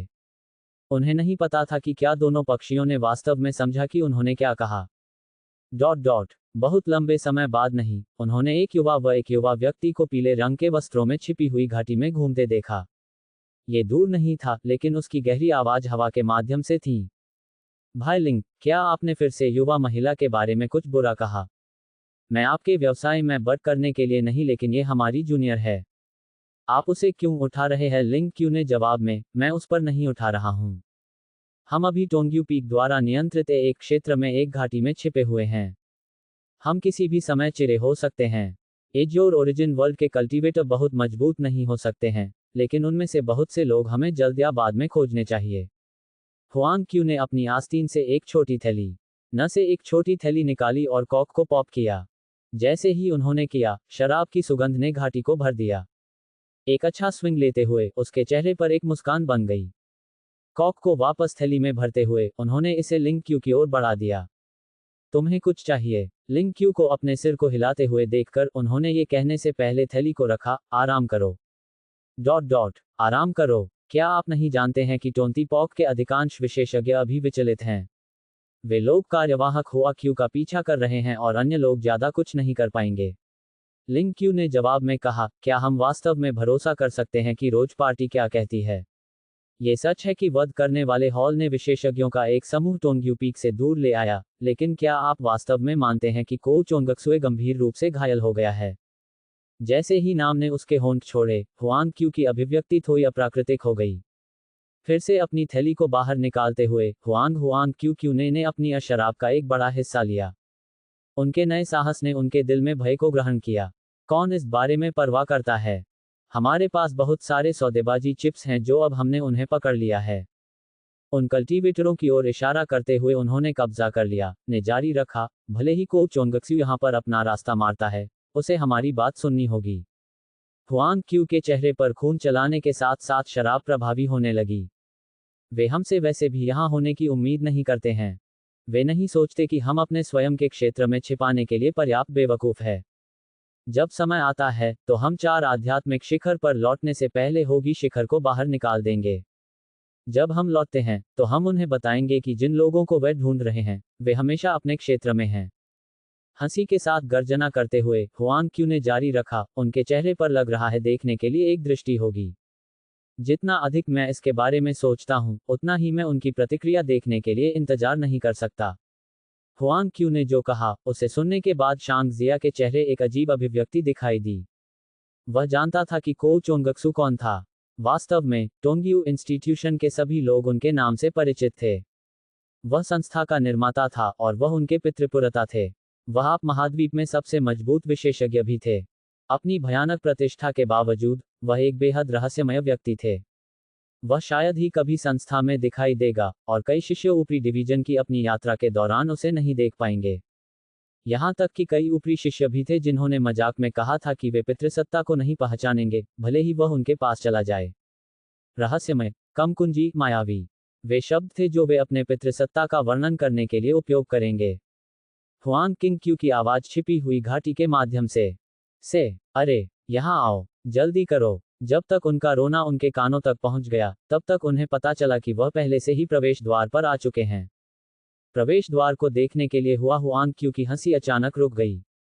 अपने पैरों के लिए, लिंग क्यू को डूब गया, क्या गलत है? विस्मयादिबोधक चिन्ह, उद्धरण चिन्ह। उनका सवाल मौन के साथ मिला। किंग क्यू ने पहले से ही घाटी छोड़ दी थी। मैं एक नजर नहीं लूंगा। हुआंग क्यू ने म्यूट कर दिया। हालांकि, उन्हें लिंग क्यू द्वारा रोका गया था। आप यहाँ रहेंगे। मैं जाऊंगा। परिवेश को निरीक्षण करने के लिए घाटी के प्रवेश द्वार के पास छिपा हुआ था। भले ही एज्योर आध्यात्मिक दुनिया के उनके साथी काश्तकारों ने गश्ती करने के बाद, वह परिवेश की तारांकन किंग क्यू ने हुआंग क्यू के पद पर कब्जा दल को दूर कर दिया। वे टोंगी पीक द्वारा नियंत्रित क्षेत्र की गहराई में फंस गए थे। भटकने वाले काश्तकार हो सकते हैं जो उनकी उपस्थिति की खोज कर सकते हैं। जैसे, उनमें से तीनों ने अपने गार्ड को बिल्कुल भी नीचे जाने की हिम्मत नहीं की। खुद को हाई अलर्ट पर रखते हुए, थकान जल्द ही शुरू हो गई। जब लिंग क्यू उसे पहले डांट रहा था, तो उसे सुस्ती की शुरुआत महसूस नहीं हुई। अब जब वह चौकी में शांत स्थान पर पहुंचा, तो वह लगभग उस पल सो गया जब उसने अपनी आंखें बंद कर लीं। धीरे से जम्हाई लेते हुए वह अपनी आंखें खुली रखने के लिए संघर्ष करता रहा। हालांकि उसने एक प्राणी को देखा और उसने ये सुनिश्चित करने के लिए अपनी आंखें रगड़ी कि वह सपना नहीं देख रहा है, कि यह एक उत्परिवर्तित बारिश निगल था। अपनी जांघों को बेरहमी से चुटकी लेते हुए दर्द ने उसे जगा दिया। जब उन्होंने छिपी हुई घाटी से दूर उड़ने वाले छोटे पक्षी को देखा तो उनके विचार अव्यवस्थित हो गए। ये निश्चित रूप से एक उत्परिवर्तित बारिश निगल था। इसके अलावा यह एक उत्परिवर्तित बारिश निगल थी जो अकेले यात्रा कर रही थी। जल्दी करो, वह छिपी हुई घाटी छोड़ने करो। वह छिपी हुई घाटी छोड़ने के बाद चिल्लाना नहीं भूलता। हालांकि उन्होंने जल्द ही महसूस किया कि यह उत्परिवर्तित बारिश के निगलने के लिए एक बुद्धिमान कदम नहीं था। ये देखकर कि यह पास के पेड़ पर एक शाखा पर कैसे चला गया, उसके दिल में गठित उत्साह का एक निशान। क्या उनकी दौड़ के सदस्यों के खून में सुधार करने के लिए एक जीवित उत्परिवर्तित बारिश को पकड़ने के लिए उनका लक्ष्य नहीं था? अब जब उन्होंने छिपी हुई घाटी के बाहर एक अकेला उत्परिवर्तित बोरिश देखी तो यह आकाश से एक संकेत था। नहीं, यह एक उपहार था। यह आकाश से एक उपहार था। अध्याय 38। एक बनाम दो। शांग जिया के अचानक हमले ने उन दोनों को गार्ड से पकड़ लिया और उन्होंने मूल रूप से दोनों के मजबूत को बढ़ाया। स्थिति में बदलाव ने किंग क्यू को पूरी तरह से आश्चर्यचकित कर दिया। हालांकि एक खेती के रूप में जो पिछले कुछ समय से दो दुनिया के बीच युद्ध के मैदान में बच गया, उसने जल्दी से प्रतिक्रिया व्यक्त की। ऊर्जा उसकी मुट्ठी में इकट्ठा हुई और उसने ऊपर की ओर मुक्का मारा। लिंग क्यू पर अपने शुरुआती चुपके हमले को उतरने के बाद शांग जिया ने अपने छिपने के स्थान से छलांग लगाई। वह उनसे 10 फीट से भी कम दूर था और दूरी एक पल में ढकी हुई थी। ब्लेड की नोक से एक नर्म चमक के रूप में उनकी नाजुक जैड नदी की तलवार चमकती थी। ये सीधे किंग क्यू की छाती की ओर चाकू मारा। शांग जिया ने स्पष्ट रूप से अपने दुश्मन को कम करके आंका। किंग क्यू मार्शल दायरे में था, या एजोर आध्यात्मिक दुनिया, रक्तसार क्षेत्र के संदर्भ में, लेकिन वह कोई कमजोर नहीं था। परिवर्तनों पर प्रतिक्रिया करने और अनुकूलन करने की उनकी क्षमता खराब नहीं थी। शांग जिया की तलवार में कोड विशेष चाल नहीं है। उसे सभी को पूरक करना था। वह उसकी आंतरिक क्यूई और क्रूरता की ताकत थी। किंग क्यू की फुर्तीला मुट्ठी कला के तहत इसे पुनर्निर्देशित किया गया था। बेशक किंग क्यू पूरी तरह से अनसुना नहीं कर पा रहा था। मिड ग्रेड के हथियार ने उसकी मुट्ठी में गहरे घावों को काट दिया। एक्सचेंज से प्रभाव का उपयोग करते हुए किंग क्यू जल्दी से पीछे हट गया। अपने और शांग जिया के बीच की दूरी खोलने के बाद उन्होंने गंभीर रूप से घायल लिंग कतार के सामने एक सुरक्षात्मक रुख अपनाया। एक्सचेंज के शॉकवेव ने उनके बगल में मेयों को उखड़ने के लिए उकसाया और चट्टानों के बड़े पैमाने पर भाग गए। अपने पैरों पर जाने के लिए संघर्ष करते हुए लिंग क्यू ने अपने 9 खंडों वाले कर्मचारियों को अपने लुटेरे से बाहर कर दिया। उनकी बाई भुजा ऐश की ओर मुड़ गई होगी, लेकिन यह नहीं था कि उनकी लड़ाकू क्षमताओं को सबसे अधिक प्रभावित किया। उसके चेहरे के बाएं और काले रंग का था, और वह सब उसकी बाएं आंख से बाहर देख सकता था। दुनिया की एक धुंधली तस्वीर थी। हालांकि वह अजूर आध्यात्मिक दुनिया में महत्वपूर्ण रक्त क्षेत्र में था। वह यहाँ मार्शल एक्सट्रीमिटी रियल के विशेषज्ञों के लिए तुलनीय था, और वह उस स्तर पर एक घाव का सामना करने में सक्षम था। यह आप है, क्यू ने स्पष्ट रूप से उस आदमी को उसके सामने याद किया। वह व्यक्ति था जो उत्परिवर्तित बारिश निगल के साथ भाग गया, यान मिंग, हॉन्ग क्यू और हुई क्यू को टीम से दूर कर दिया। वह कारण था कि वे भगवान को छोड़ने में असमर्थ थे। 1 मिनट रुको। वह गर्म पीछा में यान मिंग के साथ छोड़ दिया। हालांकि वह केवल एक ही था जो दिखाई दिया। अन्य कहाँ गए थे? लिंग क्यू ने पहले यान मिंग की आलोचना की होगी, लेकिन ये केवल उसके कार्यों के कारण था। उन्होंने अपनी दौड़ में अपने रक्त के महत्व को समझा। वह कहाँ है? जब उसकी आधा शरीर अक्षम हो गया था तो लिंग क्यू अपने शांत रखने में सक्षम था, लेकिन जब वह संभावनाओं के बारे में सोचता था तो उसके हाथ कांपने लगे थे। शांग जिया आखिरकार समझ गई कि वह पवन निगल दौड़ से काश्तकारों के समूह के लिए कितनी महत्वपूर्ण थी। अगर वह उनके साथ खिलवाड़ करता है तो वह उन्हें पागल बनाने में सक्षम हो सकता है। हे, चूंकि मैं यहाँ हूँ, आपको लगता है कि वह कहाँ है? शांग जिया को यह स्वीकार करना पड़ा कि उसके पीछा के कारण उसके दिल में एक बड़ी शिकायत हुई। वह पवन निगल दौड़ के सदस्यों को नाराज करने के अलावा और कुछ नहीं चाहता था। उन्होंने लिंग क्यू की प्रतिक्रिया की उम्मीद नहीं की थी कि उन्होंने जो कुछ भी कहा है, उसे सुनने के बाद वह बड़ा होगा। जैसे ही उसके चेहरे से खून बह रहा था, उसके हाथ कांपना बंद हो गए। वह अपनी आंखों में नफरत से शांग जिया पर घबरा गया। चूंकि यह मामला है, आप नरक में जा सकते हैं। बिना किसी चेतावनी के उस पर लिंग क्यू ने उसे देखा। हवा में एक तेज सीटी को हवा में सुना जा सकता था क्योंकि उसके 9 खंडित कर्मचारी हवा के माध्यम से काटते थे। शांग जिया ने सदमे में लिंग क्यू को देखा। ऐसा लग रहा था कि उसने आदमी के दृढ़ संकल्प को कम करके आंका है। वह कैसे दो दुनिया के बीच युद्ध के मैदान के लिए एक नवागंतुक लिंग क्यू से तुलना कर सकता है जो वहां जीवन और मृत्यु की रेखा पर पैर की अंगुली कर रहा था। उनकी इच्छा स्टील से अधिक मजबूत थी। ये कुछ ऐसा नहीं था जिसे शांग जिया एक या दो वाक्य के साथ नष्ट कर सकती थी। लिंग क्यू आवेगपूर्ण रूप से अभिनय कर सकता है, लेकिन शांग जिया ने अपने गार्ड को नीचे जाने की हिम्मत नहीं की। जब उन्होंने यान मिंग के बारे में पूछा तो ठीक होने के लिए समय की एक अतिरिक्त सांस के लिए लड़ते हुए उन्होंने शांग जिया को अपने गार्ड को कम कर दिया। वास्तव में लिंग क्यू को उसके दिल में जवाब पता था। अब जब वह एक आश्चर्यजनक हमले में फंस गया और अपनी लड़ाई की ताकत का एक बड़ा हिस्सा खो दिया, तो वह अब वापस नहीं रखा। वह अपने जीवन की कीमत पर शांग जिया को घायल करना चाहता था। महत्वपूर्ण क्षण में शांग जिया ने खुद को शांत किया और आने वाली लिंग कतार की ओर एक भारी हथेली जारी की। अराजकता सारपाम का दूसरा रूप, खाली दूरी। क्यूई की एक मूसलाधार राशि उसकी हथेली से निकली और उसके सामने 3 फीट की जगह उलट गई। लिंग क्यू की छाती में एक डेंट दिखाई दिया, क्योंकि रक्त उसके छिद्रों से बाहर निकल गया था। फिर भी उन्होंने उन्हें मिलने वाली सभी क्षति को नजरअंदाज कर दिया और उन्होंने शांग जिया पर आरोप लगाया। उन्होंने अपनी अंतिम हड़ताल पर अपनी जान रोक दी। शांग जिया अपने इरादों को देख सकती थी और उसकी तलवार थोड़ी काम गई। ये लिंग क्यू के हाथ में 9 खंडित कर्मचारियों पर फिसल गया। एक ठंडी लाइट ने लिंग क्यू की बाह में कटा हुआ और कई लाखों का गठन किया। खून का एक माउथफल थकते हुए लिंग क्यू ने अपने आंतरिक क्यूई को उनमें शामिल कर लिया। शांग जिया में सच्चे क्यूई शॉट से भरी खून की बूंद। उस प्रकार के आत्मघाती हमले की उम्मीद नहीं करते हुए शांग जिया ने जल्दबाजी में खुद बचाने के लिए अपने प्रशंसक को पुनः प्राप्त किया।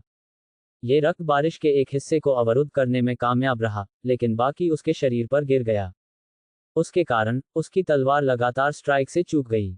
ये लिंग क्यू के हथियार के खिलाफ था और अपनी अग्रिम को रोकने में विफल रहा। लिंग क्यू की योजना अपने जीवन के साथ एक उद्घाटन न बनाने की थी, जिससे किंग व्यू को अंतिम झटका लगने की अनुमति मिली। ये बहुत बुरा था कि उसका हताश प्रयास विफल रहा। शांग जिया की तलवार जल्द ही उसकी बांह के चारों ओर लिपट गई। अपने अंतिम खाई के प्रयास में वह जितना संभव हो सके दूरी को बंद करने के लिए आगे ठोकर खाए। अपने आंतरिक क्यूई को प्रसारित करते हुए शांग जिया ने लिंग क्यू के शरीर में एक बड़े पैमाने पर बिजली का बोल्ट भेजा। यह उसके कर्मचारियों के माध्यम से चला गया और के शरीर के दूसरे पक्ष से बाहर निकला, जिससे लिंग क्यू के शरीर ने हिंसक रूप से कांप दिया। उसने तुरंत सभी गतिशीलता खो दी। किंग क्यों आपने उसे क्यों नहीं मारा? लिंग क्यू ने उसके होठों से शब्दों को मजबूर किया। भले ही बहुत कुछ हुआ था, लेकिन जो समय बीत गया था वह मुश्किल से नसे किंग क्यू को पलक झपकने के लिए पर्याप्त था। कैसे वह शांग जिया पर एक हत्या की झटका था। रोष में रोष किंग क्यू लिंग क्यू के पीछे से दिखाई दिया। उसकी मुद्री शांग जिया की खोपड़ी की ओर दुर्घटनाग्रस्त हो गई। इससे पहले कि यह आ सकता है, आसमान के माध्यम से फाड़ने वाले तीरों की आवाज हवा के माध्यम से बजती है। उनमें से कुछ को उस ताकत के साथ रोकते हुए तीरों ने जल्द ही उस पर काबू पा लिया। रन लिंग क्यू को पता था कि किंग क्यू के पास शांग जिया को चोट पहुंचाने का एक ही मौका था। अब जब उसने इसे खो दिया तो केवल एक ही काम करना बाकी था। उसे अपने जीवन के लिए भागना था। शांग जिया लिंग कतार परेशान नहीं है। जैसे ही एक चिल्लाया उसके होठों से बच गया, लिंग क्यू के शरीर के माध्यम से चलने वाले बिजली का बोल्ट विस्फोट हो गया। यह उसके हथियार के विनाश के साथ लाया। जैसा कि उनके कर्मचारियों के खंडों ने सभी दिशाओं में उड़ान भरी, इसमें से अधिकांश उनके बगल में चट्टान के चेहरे के खिलाफ दुर्घटनाग्रस्त हो गए, लेकिन एक ने सीधे लिंग क्यू के सीने में उड़ान भरी। उसके शरीर के माध्यम से एक छेद उड़ा दिया गया था और इससे शांग जिया किंग क्यू के भागने वाले आंकड़े को देख सकता था। लिंग क्यू के चेहरे पर एक मिर्थलेस मुस्कान बन गई, क्योंकि वह जमीन पर गिर गया था। जबकि किंग क्यू को भागने पर ध्यान केंद्रित किया गया था, एक परिचित चांदी की लकीर उसके सामने दिखाई दी। जब दोनों ने रास्ते पार किए, तो किंग क्यू अपने कंधों से उसके सिर के गिरने से पहले कई कदमों को आगे बढ़ाती रही। हुआंग जिलह्यू और अन्य शिष्य जल्दी से युद्ध के मैदान पर पहुंचे और उन्होंने किंग क्यू की हैंडलेस लाश को देखा, जो उनसे बहुत दूर नहीं पड़ा। उन्होंने एक शाखा पर खड़े बिजली पक्षी की देखने के लिए अपना सिर उठाया और के चेहरे पर सदमे का एक नजर। वरिष्ठ भाई शांग जियाओ हेटाग ने ध्यान उनसे संपर्क किया। उसके सिर को मोड़ते कामदार मुसहर पलट कर दी गन्हों ने अपने हाथों में धनुष को देखा और चकित किया। क्लाउड पियर्सिंग कॉसबो, किसने सोचा होगा कि गाड़ी में ऐसे खजाने थे। उद्धरण चिन्ह। जवाब में हुआंग जिहुआ के चेहरे पर एक कड़वी मुस्कान का गठन किया। हम उनके साथ कुछ मरे हुए लाशों को मारने में सक्षम हो सकते हैं, लेकिन मार्शल के दायरे में काश्तकार आसानी से उनसे बचने में सक्षम होंगे। कम से कम वे महत्वपूर्ण क्षण में काम में आए थे। यदि आपने अन्य कल्टीवेटर को नहीं रोका, तो मैं एक लाश हो सकती हूँ जो जमीन पर भी पड़ी हो रही है। शांग जिया हंसे। वरिष्ठ भाई शांग, क्या आपने मार्शल चरम क्षेत्र में प्रवेश किया है? जियाओ हेतांग ने धीरे से पूछा, उनकी बातचीत को बाधित किया। इसे छिपाने का कोई मतलब नहीं है, शांग जिया ने सिर हिलाया। ये सही है। हम पहले युद्ध के मैदान को साफ करेंगे। उनकी लाशों को ध्यान से जांचें। सुनिश्चित करें कि किसी भी कीमती सामान को पीछे न छोड़ें। हुआंग जिहुआ और जियाओ हेतांग लाश की ओर चले गए, और जैसे ही उन्होंने अपना पहला कदम उठाया, उनके पीछे से ढहने की आवाज आई। शांग जिया ने अपने चारों ओर चट्टान के चेहरे को देखा और अपनी सतह पर दारें देखी। जल्द ही पूरी संरचना गिर गई। लिंग क्यू के कर्मचारियों के बारे में सोचकर उन्होंने याद किया कि वे उनमें कैसे दुर्घटनाग्रस्त हो गए। क्या वे वास्तव में घाटी के विनाश का कारण बन सकते हैं? शांग जिया घाटी से बाहर भाग गया, लेकिन जब उसने शिष्यों के समूह को उसकी ओर भागते हुए देखा, तो वह डर में चिल्लाया, वहीं रुक जाओ। जैसे ही शब्दों ने उसके होठों को छोड़ दिया, घाटी के प्रवेश द्वार में नक्काशी हुई। इसे बाहरी दुनिया से बंद कर दिया गया था। क्या अब हम क्या करते हैं? हुआंग जिहुआ ने अवरुद्ध प्रवेश द्वार को देखा और असहाय तरीके से पूछा। लाशों के माध्यम से खोज करने के बाद, जियाओ हेतांग ने कहा, प्रवेश द्वार को सील कर दिया गया है, लेकिन हम में से कोई भी घायल नहीं है। हम वरिष्ठ भाई शौक के नक्शे कदम पर चल सकते हैं और बाहर चल सकते हैं। हुआंग जिहुआ ने अपनी छाती को थपथपाया और आहें भरी, ओह राइट। मैं कुछ भी नहीं के लिए चिंतित था। हम बहुत बुरा नहीं था। अध्याय 39। लाभ। शांग जिया जल्द ही दिखाई दिया और वह शीर्ष पर चढ़कर उन्हें घाटी से बाहर ले आया। वरिष्ठ भाई शांग, अब हम क्या करते हैं? हाँ, मुख्य शांग, हम आपकी बात सुनेंगे। शिष्य उसके चारों ओर इकट्ठा हुए और वे स्पष्ट रूप से उसे अपने समूह के मूल के रूप में ले गए। वर्तमान में उन लोगों में अपनी टकटकी लगाकर शांग जियों के चेहरे पर एक भ्रूभंग दिखाई दिया। 3 लोग क्यों गायब हैं? उनके चारों ओर का माहौल तुरंत कम हो गया और एक बहरा मौन ने क्षेत्र को भर दिया। अपने दिल में एक बुरे प्रीमियर के साथ, शांग जिया हुआंग जिहुआ को देखने के लिए बदल गया। हुआंग जिहुआ की आंखों में दर्द की एक लकीर भड़क गई और उन्होंने कहा, झांग वेई, ली क्यू और जोऊ सिटियन अब हमारे साथ नहीं हैं। उद्धरण चिन्ह। पहले से ही 2 दुनियाओं के बीच युद्ध के मैदान में खतरों के बारे में जानने के बावजूद और यह कि उनके जीवन को हर मोड़ पर खतरा था, ये पहली बार ऐसी स्थिति का सामना कर रहा था। आने से पहले उन्हें अपने प्रशिक्षकों से अनगिनत चेतावनी मिली हो सकती है, लेकिन जब उन्होंने इसे अपने लिए अनुभव किया तो भावना पूरी तरह से अलग थी। वे अंत में जानते थे कि उनके जीवन को जोखिम में डालने का क्या मतलब है। उनके साथी काश्तकार जो उनके बगल में हंस रहे थे, उनकी तरफ से एक कठोर लाश में बदल गए। वे सब कुछ वे धूल में बदल गए। जियाओ हेतांग ने चुटकी ली, झांग वेई को मार दिया गया क्योंकि वह आतंक में भाग गया था। ली क्यूई को जो सिटियन की रक्षा करने की कोशिश करते हुए हुआंग क्यू द्वारा मौत के घाट उतार दिया गया था, और जब उसने अपने छिपे हुए खंजर के साथ हुआंग क्यू को कुरा घोंपने की कोशिश की, तो उन्होंने उसकी खोपड़ी को कुचल दिया। शांग जिया उनके समान बाहरी डिवीजन से थे और उन्हें ली क्यूई और जो सिटियन के बीच संबंध पता था। हालांकि, उन्हें उम्मीद नहीं थी कि उनके प्यार का इतना गहराई तक चलाया जाएगा। झांग वेई के लिए, शांग जिया को इस बात का मान था कि उन्होंने दौड़ने की कोशिश क्यों की। वह जानता था कि अन्य शिष्यों ने उसे संस्था में वापस खींच लिया और स्टंट के कारण उसे दूर करने का मौका लेकर उसे जोखिम में डालने का फैसला किया। जिसके बारे में बोलते हुए, शांग जिया को लगता था कि उसके साथ तरह का शिकायत है। हालांकि वह ये जानकर विशेष रूप से रोमांचित नहीं था कि झांग वेई की मृत्यु हो गई थी। हम इसे याद रखेंगे। भविष्य में, हम अजूर आध्यात्मिक दुनिया के काश्तकारों से अपने ऋण का दावा करेंगे। शांग जिया ने घोषित किया। ये सही है। वे रक्त में कीमत का भुगतान करेंगे। अन्य शिष्य एकजुट हो गए। हमारे सभी राशन और हमारे पास मौजूद सभी पानी को इकट्ठा करें। अभी के लिए आराम करें और अपनी ताकत को पुनर्प्राप्त करें। जब हम सभी तैयार होंगे तो हम जीव के शिखर के लिए रवाना होंगे। शांग जियो ने अपने थके हुए चेहरों को देखने के बाद आदेश दिया। हाँ, उनकी लड़ाई की भावना को प्रज्वलित करने के साथ, शिष्यों ने जल्दी से ऐसा किया जैसा कि उन्हें बताया गया था। हालांकि उनमें से एक ने एक महत्वपूर्ण मामले के बारे में सोचा और पूछा, वरिष्ठ भाई शांग, गाड़ियों और स्कारलेट क्लाउड घोड़ों के बारे में क्या? ये याद करते हुए कि वे जिन आपूर्ति को टोंगी पीक में लाने वाले थे, वे छिपी हुई घाटी में फंस गए थे, उन्होंने महसूस किया कि अभी भी 6 बड़ी गाड़ियां फंसे हुए थे। एक बार जब वे चले गए, तो उन्हें पता नहीं चलेगा कि क्या एज्योर आध्यात्मिक शिखर के काश्तकार माल को पुनः प्राप्त करने के लिए लौट आएंगे। अगर ऐसा हुआ, तो वे बहुत कुछ खो देते। शांग जिया ने अपने हाथ की लहर से अपनी अपनी चिंताओं को खारिज कर दिया। हम बाद में उससे निपटेंगे। जल्दी करो और कुछ खाओ। चूंकि उलिया गया था, एज्योर आध्यात्मिक दुनिया के काश्तकारों ने उन्हें बंधकों की तरह व्यवहार किया। आखिरकार उनका लक्ष्य अपने जीवन के साथ टोंगी शिखर को बाहर करना था। उन्हें कुछ भोजन और पानी दिया गया था, लेकिन यह मुश्किल से उन्हें जीवित रखने के लिए पर्याप्त था। हुआंग क्यू के लगातार दुरुपयोग के बाद वे मृत्यु से बहुत दूर नहीं थे। यही कारण था कि शांग जिया ने उन्हें पहला उदाहरण नहीं दिया जो वह कर सकता था। वास्तविकता में, शांग जिया को उन सभी को टोंग्यू पीक में लाने के लिए आश्वस्त नहीं थे। संरक्षण प्रभाग से शिष्यों के संरक्षण के बिना, शिष्यों का एक समूह जो मार्शल क्षेत्र में नहीं पहुंचे थे, दो दुनिया के बीच युद्ध के मैदान में एक बड़ा बोझ होगा। यदि वे वास्तव में खतरनाक स्थितियों में भाग गए, तो उनमें से कितने शांग जिया की रक्षा कर सकते थे? उसके दिल में गहरी, शांग जिया को पता था। हालांकि वह बहुत कुछ नहीं कर सकता था। जैसा कि विचार उनके दिमाग में चले गए, शांग जिया ने अपनी लड़ाई के लूट की तलाश के लिए अजूरे आध्यात्मिक दुनिया के तीनों काश्तकारियों के शरीर के माध्यम से देखना जारी रखा।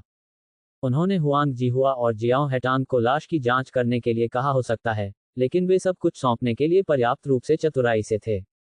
हुआंग क्यू के शरीर के माध्यम से फ्लिप करने के बाद, शांग जिया वस्तुओं के ढेर को इकट्ठा करने में कामयाब रहे। 3 छोटे कपड़े बैग थे जो दिखते थे कि वह साधारण कपड़े से बने थे, लेकिन जब उन्होंने उन्हें हिलाया तो क्लैटरिंग साउंड में उनके चेहरे पर मुस्कान पैदा कर दी। 3 बैग थे जहां उन्होंने अपना पैसा रखा था। उन्होंने उन लोगों को देखने के बाद 37 सिल्वर एसेंस और सैकड़ों तांबे के बोर्डों की गिनती की। चूंकि किंग क्यू और हुआंग क्यू साधारण कल्टीवेटर थे, इसलिए उनके पास ज्यादा नहीं था।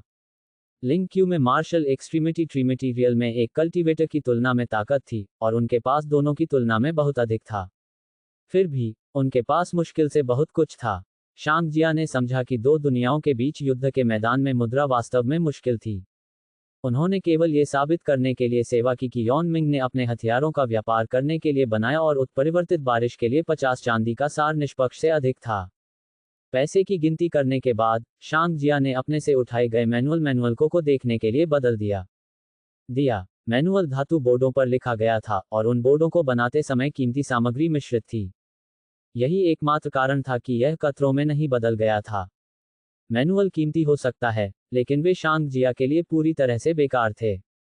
केवल एक चीज जिसने उससे साजिश की, वह किंग क्यू के शरीर पर एक छोटा सा बॉक्स था। इसे धीरे धीरे खोलते हुए, उन्होंने फोम की एक परत द्वारा संरक्षित 3 अंडे देखे। यह शांग जिया ने उन्हें देखने के बाद एक भी उठाया। वह बता सकता है कि तीनों अणुओं से एक बेहोश आभा आ रही थी। परिचित की भावना वह उतना ही बड़ा था जितना उसने उन्हें देखा था, और अगर वह गलत नहीं था, तो ये उत्परिवर्तित बारिश के अंडे थे।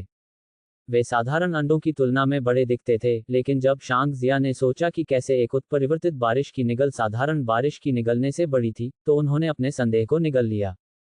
जैसे ही बारिश के स्वालों ने एक विशाल समूह में यात्रा की, कोई रास्ता नहीं था कि किंग क्यू को खुद इसे प्राप्त करने में कामयाब रहा। एकमात्र स्पष्टीकरण ये था कि पवन निगलने की खेती करने वालों ने उन्हें प्राप्त करने के लिए निगल के घोंसले को घात लगाया। बॉक्स को ध्यान से बंद करते हुए, शांग जिया ने अंडे को यान नीर को सौंपने की योजना बनाई। ये देखना चाहता था कि क्या वह उन्हें पहचान सकती है। बॉक्स को दूर करने के बाद, उसकी टकटकी उसके बगल में एक खंजर में बदल गई। ये कुछ ऐसा था जो शांग जिया को घिरा ले। ये हुआंग क्यू का था, लेकिन ये बेहद नया लग रहा था। जब उन्होंने इसे आयोजित किया, तो उनके शरीर में आंतरिक क्यूई का प्रचलन तेज होगा। ये केवल खंजर की गुणवत्ता के बारे में बोलता है। यह एक निम्न श्रेणी का हथियार था, और यह मार्शल के दायरे में काश्तकारों के लिए एक दुर्लभ बात थी। आंतरिक क्यूई की एक छोटी मात्रा को इंजेक्ट करते हुए, खंजर फीका पड़ने लगा। छलावरण। शांग जिया को पता था कि उसके हाथ में खंजर वास्तव में गायब नहीं था। इसके बजाय, ये वास्तव में पारदर्शी हो गया। यह उनके परिवेश के साथ मिश्रित हो गया, और अन्य लोगों के दृष्टिकोण से, शांग जिया अपने हाथ में कुछ भी नहीं पकड़े थे। शांग जिया पुद की लूट के साथ संतुष्ट थे। खंजर पर शिलालेख को पढ़ते हुए, उन्होंने सीखा कि यह 100 पेशे के मंडप से आया था, और इसे ओरिजिन लाइट कहा जाता था। सौपेशे मंडप स्वाभाविक रूप जीव के प्रति वफादार थे। उन्होंने हथियार को हुआंग क्यू को नहीं बेचा। इसके बजाय हुआंग क्यू ने कशीदाकारी क्लाउड गाड़ियों को खटखटाने के बाद ही इसे पाया। इस तरह का एक खजाना स्पष्ट रूप से टोंगो पीक में एक महत्वपूर्ण शिष्य के लिए था, लेकिन अगर यह अजूर आध्यात्मिक दुनिया के सदस्यों द्वारा चोरी हो गया था, तो कोई भी इसके बारे में कुछ भी नहीं कर सकता था। हालांकि अगर शांग जिया ने इसे वापस लाया, तो वह जानता था कि टोंग्यू पीक के विशेषज्ञ निश्चित रूप से उसे छोड़ने के लिए मजबूर करेंगे। वास्तव में सौपेशे मंडप खजाने को पुनः प्राप्त करने के लिए अंधेरे में आगे बढ़ सकते हैं। शांग जिया ये बता सकती है कि भले शिष्य अपने राशन और अपनी ताकत को बहाल करने पर ध्यान केंद्रित कर रहे थे, लेकिन उनके गजों ने अवचेतन रूप से चमक दिया। उसके लिए खज्जर प्राप्त ही बाहरी शिष्य ऊ करने के रहस्य को बनाए रखने का कोई रास्ता नहीं था। वरिष्ठ भाई शांग, यह एक निम्न श्रेणी का हथियार है। हुआंग जिहुआ ने एक खुजली के रूप में धीरे से अपने दिल को भर दिया। साधारण शिष्यों के लिए उनके पास मुश्किल से उस स्तर पर खजाने के साथ कोई संपर्क था। इसके अलावा अधिकांश ग्रेडेड हथियार जो उन्होंने देखा था, वे शांग जिया के थे। शांग जिया ने उपस्थित सभी के सामने अपने जूते में खंजर को छुपाया और छुपाया। जियांग हेतांग ने चतुराई से घोषणा की, चीफ शांग ने इस खजाने को प्राप्त करने के लिए दुश्मन को खुद मार दिया। ये निश्चित रूप से उसका है। बिल्कुल, हुआंग जिहुआ ने तुरंत जवाब दिया। खंजर से निपटने के बाद शांग जिया ने हुआंग के पर कई पौधों की तरह की वस्तुओं को देखा। उन्हें पता नहीं था कि वे क्या थे, लेकिन धने क्यूई से यह उत्सर्जित हुआ। वह जानता था कि यह निश्चित रूप से एक रैंक 2 जड़ी बूटी है। जैसा कि हुआंग क्यू के माध्यम से टूटने के करीब एक कल्टीवेटर था, उसने शायद इसे महत्वपूर्ण क्षण में उपयोग के लिए तैयार किया। शांग जिया अंतिम 2 वस्तुओं को देखने के लिए बदल गया। वे लिंग क्यू से आए थे, और प्रत्याशा के एक निशान ने शांग जिया के दिल को और प्रत्याशा के एक निशान ने शांग जिया के दिल को भर दिया। जब उन्हें पता चला कि उन्होंने उनमें से किसी को भी नहीं पहचान लिया, तो उनका चेहरा जम गया। दोनों में से एक कांच की बोतल उसके अंगूठे की तुलना में थोड़ी मोटी थी। इसके अंदर एक रक्त लाल तरल रोलिंग था, और यह कुछ प्रकार का रक्तसार प्रतीत होता था। वह फिर से निरीक्षण करने के लिए बोतल खोलना चाहता था, लेकिन उसने अंततः इसके खिलाफ फैसला किया। दूसरा उनकी एक बड़ी गेंद से मिलता जुलता था। इसने शांग जिया को उसी भावना को दिया जैसा कि उत्परिवर्तित बारिश निगल गया था। क्या यह उत्परिवर्तित बारिश के बालों से बनाया गया है? टू ही एंड शांग जिया ने फिर से अंडे के बारे में सोचा, और वह सोचता था कि क्या यह एक आइटम था जो उन्हें बारिश के घोंसले में मिला था। अध्याय 40 तत्काल सफलता। झांग वेई ने वास्तव में सोचा था कि अजूरे आध्यात्मिक दुनिया के काश्तकार उन्हें छोड़ने की अनुमति देंगे। जिस क्षण उन्होंने अपनी पीठ मुड़कर, हुआंग क्यू ने अपनी खोपड़ी को तोड़ दिया। जियाओ हेटांग ने उस घटनाओं को फिर से शुरू किया जो तब हुई थी। खजाने को इकट्ठा करने के बाद शांग जिया ने दूसरे दिन छोड़ने के बाद जो कुछ हुआ, उसकी स्पष्ट तस्वीर हासिल करने का फैसला किया। वह यह मानने के लिए कितना भोला हो सकता है कि अजूर आध्यात्मिक दुनिया के काश्तकार उसे जाने देंगे। शांग जिया ने भड़काया। जब हम घात लगाए गए, तो झांग वेई की पवित्रता पतन की कगार पर थी। उन्होंने सभी को बताया कि आपने हमें अपने भागने के लिए अधिक समय बनाने के लिए छोड़ दिया है। ये भी कि संस्था वैसे भी हमारे जैसे बाहरी शिष्यों की परवाह नहीं करेगी। जियाओ हतांग जारी रहा। शांग जिया ने जवाब में कहा, जब हम खतरे में भागते हैं तो ये स्वार्थी होना एक बात है। हालांकि हमारे मनोबल को नष्ट करने के लिए इस तरह से झूठ फैलाना अवांछनीय है। वह हमारे काफिले के लिए एक बोझ है। अजूरे आध्यात्मिक दुनिया के काश्तकारों ने अपने आध्यात्मिक दुनिया के काकार अपने विचारों माध्यम से देखा और उनसे झूठ बोला कि वे हमें तब तक जीने देंगे जब तक कि हमने उसे आपकी पहचान नहीं बताई और जिस तरह से आपने उत्परिवर्तित बारिश को पकड़ लिया था।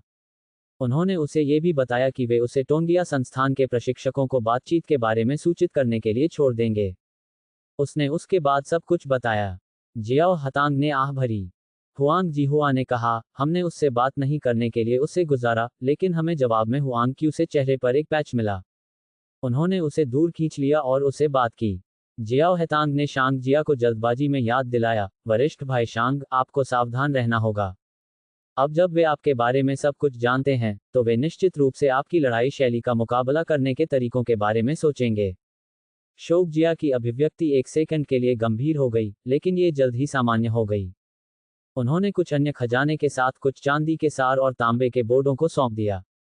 आपने उन्हें पहले अपना हाथ लहराते हुए, जो भी हो, हम इसे उस पर छोड़ देंगे।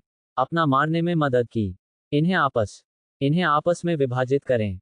हुआंग जिहुआ और जियाओ हैतांग ने अपने उपहार को अस्वीकार करने की कोशिश की क्योंकि उन्होंने कुछ तीर चलाने के लिए किया था। शांग जिया ने शुरू करने के लिए अपनी जान बचाई और उन्हें नहीं लगा कि ये इनाम के योग्य हैं। हालांकि शांग जिया ने उसके साथ इतनी सारी वस्तुओं को लूटने की योजना नहीं बनाई। उन्होंने जोर देकर कहा कि अन्य शिष्यों को लूट का हिस्सा मिलता है। ये देखते हुए कि वे उपहार को अस्वीकार करने में असमर्थ थे, हर कोई खजाने को आपस में विभाजित करता है क्योंकि खुशी ने उनके दिलों को भर दिया था। हुआंग जिहुआ ने हंसते हुए कहा, अब जब हमारे पास कुछ पैसे हैं तो हम कुछ जड़ी बूटियों का आदान प्रदान करने में सक्षम हो सकते हैं। जब हम टोंगी के शिखर पर पहुंचते हैं, दो दुनियाओं के बीच युद्ध के मैदान में बहुत सारे खजाने थे। चूंकि ट्रोगी पीक टांग्यू इंस्टीट्यूशन से संबद्ध था, इसलिए वे वहां की बाजार दर की तुलना में थोड़ा सस्ता खजाना प्राप्त करने में सक्षम होंगे। शांग जिया ने जवाब में चकित कर दिया जब उन्होंने सुना कि उन्होंने क्या कहा। आपको क्या जड़ी बूटियां चाहिए? हुआंग जिहुआ और जियाओ हैटांग ने शांग जिया को सदमे में देखा।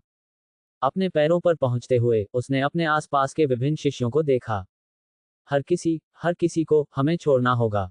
लेकिन पहले, आपको लगता है कि यह हमारे लिए कितनी संभावना है कि यह हमारे लिए टोंगी पीक में पहुंचने के लिए होगा? उनकी आंखों में लड़ाई की भावना तुरंत मर गई। वे जोखिमों को जानते थे, लेकिन वे ये सब कुछ नजरअंदाज कर रहे थे। शांग जिया ने जारी रखा, आपको क्या लगता है कि हमारी संभावना क्या होगी अगर आप में से कुछ मार्शल के दाएं में टूट गए? वह कैसे संभव है? किसी ने पूछा। हालांकि कोई व्यक्ति जो थोड़ा उज्ज्वल था, उसने अपनी आंखों को रोशन कर दिया क्योंकि उसने सने शांग जिया को सदमे में देखा था। वरिष्ठ भाई शांग, क्या आप सुझाव दे रहे हैं कि हम गाड़ियों में संसाधनों का उपयोग करते हैं? किसी ने जल्दी से सुझाव दिया। शांग जिया ने माना कि जिस शिष्य को बोलते थे उसे वांग हुआ कहा जाता था और उसने सिर हिलाया। ये सही है। बहुत से लोग चुपचाप आनंदित हुए, हालांकि उनके चेहरे पर हिचकिचाहट के रूप में देखा गया था। वरिष्ठ भाई शांग, हमें इस माध्यम से सोचने की जरूरत है। संसाधनों का उपयोग टोंगी शिखर को सुदृढ़ करने के लिए किया जाता है। हमारे पास उनका उपयोग करने की अनुमति नहीं है। जियाओ हैतांग ने उसे याद दिलाया।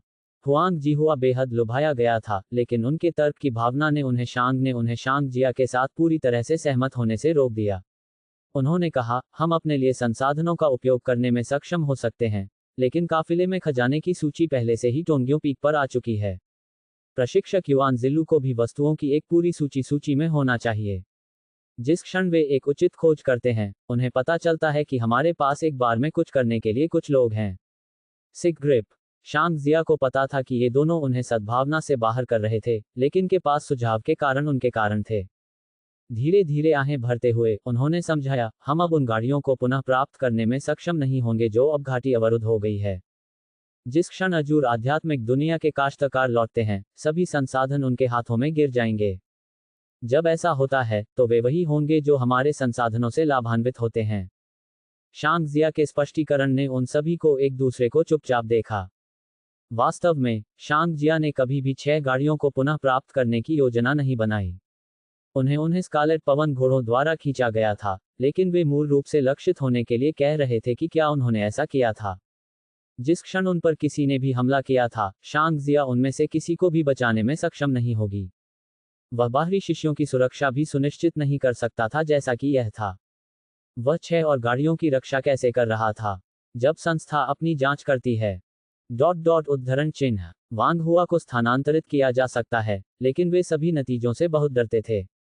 वास्तव में वांग हुआ ने बहुत समय पहले संसाधनों पर अपनी नजरें रखी थी। मैं जिम्मेदारी नहीं लेगा। शांग जिया ने ताबूत में अंतिम नाखून मारा। नहीं नहीं नहीं, हम एक साथ जिम्मेदारी लेंगे, वांग हुआ ने जोड़ा। हाँ, हम सभी इसके लिए जिम्मेदार होंगे। हुआंग जिहुआ और जियाओ हतांग ने पक्ष से टिप्पणी की। उनके कुछ साथी शिष्यों के रूप में देखकर पहले ही सहमत हो गए थे, अन्य जल्दी से सहमत हो गए। प्रत्याशा का लग रहा है उनके चेहरे पर देखा जा सकता है। शांग जिया मुस्कुराए और कहा, ठीक है, हम जीवित रहने के लिए ऐसा कर रहे हैं। अपने लिए उपयुक्त संसाधनों की तलाश करें। मैं वापस भाग रहे थे। भले ही उन्हें जितना हो सके उन्हें लेने से रोकने के लिए कोई नहीं था। शांग, उन लोगों के नक्शे कदम दूसरों के लिए के नक्शे कदम पर जो पहले से ही घाटी में वापस भाग रहे थे। जिया के शब्दों को उन्हें कुछ याद दिलाने के लिए लग रहा था। उनके दिलों में लालच जल्दी से गायब हो गया। मनोरंजन में चकली, शांग जिया ने जारी रखा, यदि आप डरते नहीं हैं कि अधिक खजाने को लाने से आपकी यात्रा को टोंग्यो चोटी की ओर प्रभावित करेगा, तो जितना चाहें उतना लेने के लिए स्वतंत्र महसूस करें। दुश्मन शायद जो कुछ भी हम यहाँ छोड़ते हैं उसे पकड़ लेगा, और यह हमारे साथ रहने के लिए आपको एक बार फिर से बचाने के लिए बेहतर है। शांग जिया ने उन लोगों में अपनी टकटकी लगाई और एक उचित चेतावनी दी। कोई फर्क नहीं पड़ता कि वे खजाने कितने कीमती हैं, आपको उनका उपयोग करने के लिए जीवित रहने की आवश्यकता है। चूंकि उन्होंने उन्हें अनुस्मारक दिया था, इसलिए उन्हें सलाह का एक और टुकड़ा देने का मन नहीं था। जब तक आप जड़ी बूटियों को परिष्कृत करते हैं, तब तक संस्था इसे वापस नहीं ले पाएगी।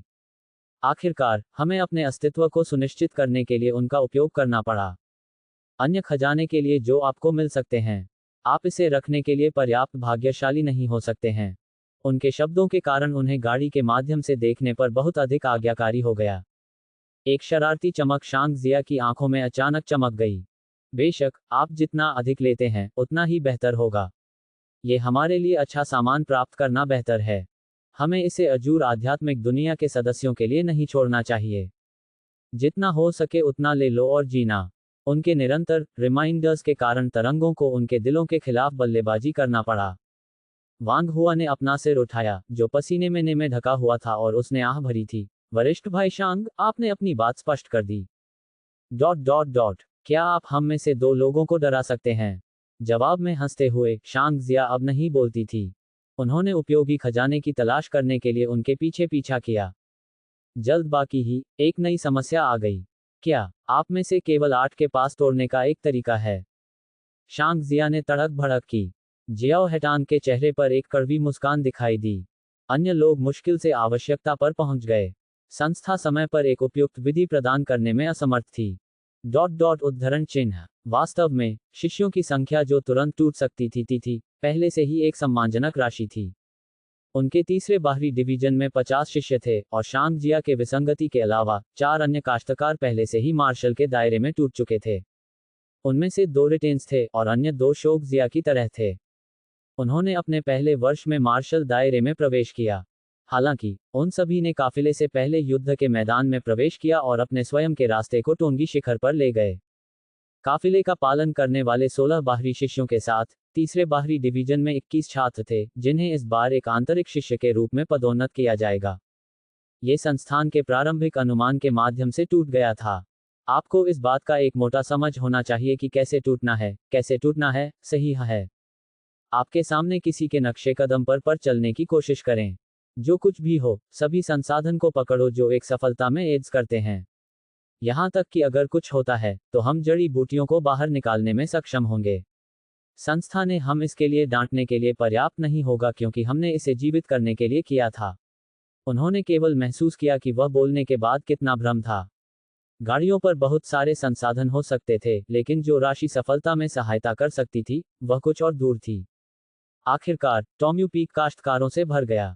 उन्हें मार्शल दायरे के माध्यम से तोड़ने की आवश्यकता नहीं होगी, क्योंकि सबसे कम आवश्यकता होने के लिए मार्शल के दायरे में एक कल्टीवेटर होना था। गाड़ी को ज्यादातर हथियारों, भोजन और जड़ी बूटियों से वसूली के लिए भरा गया था। टोंग्यो संस्थान में वापस जाने वाला काफिला शायद वह होगा जिसमें जड़ी बूटियों को तोड़ने के लिए इस्तेमाल किया जाता है। वास्तव में, शिष्य केवल गाड़ियों से कई जड़ी बूटियों को न गाड़ियों से कई जड़ी बूटियों को प्राप्त करने में कामयाब रहे। 5 शिष्यों के लिए केवल पर्याप्त संसाधन थे। अन्य 3 जो कई महत्वपूर्ण जड़ी बूटियों की कमी के माध्यम से टूटने की कगार पर थे, और उन्हें स्थानापन्न करने का कोई तरीका नहीं था। उन लोगों के लिए जो टूटने के करीब नहीं थे, वे केवल अपनी किस्मत को दोष दे सकते थे।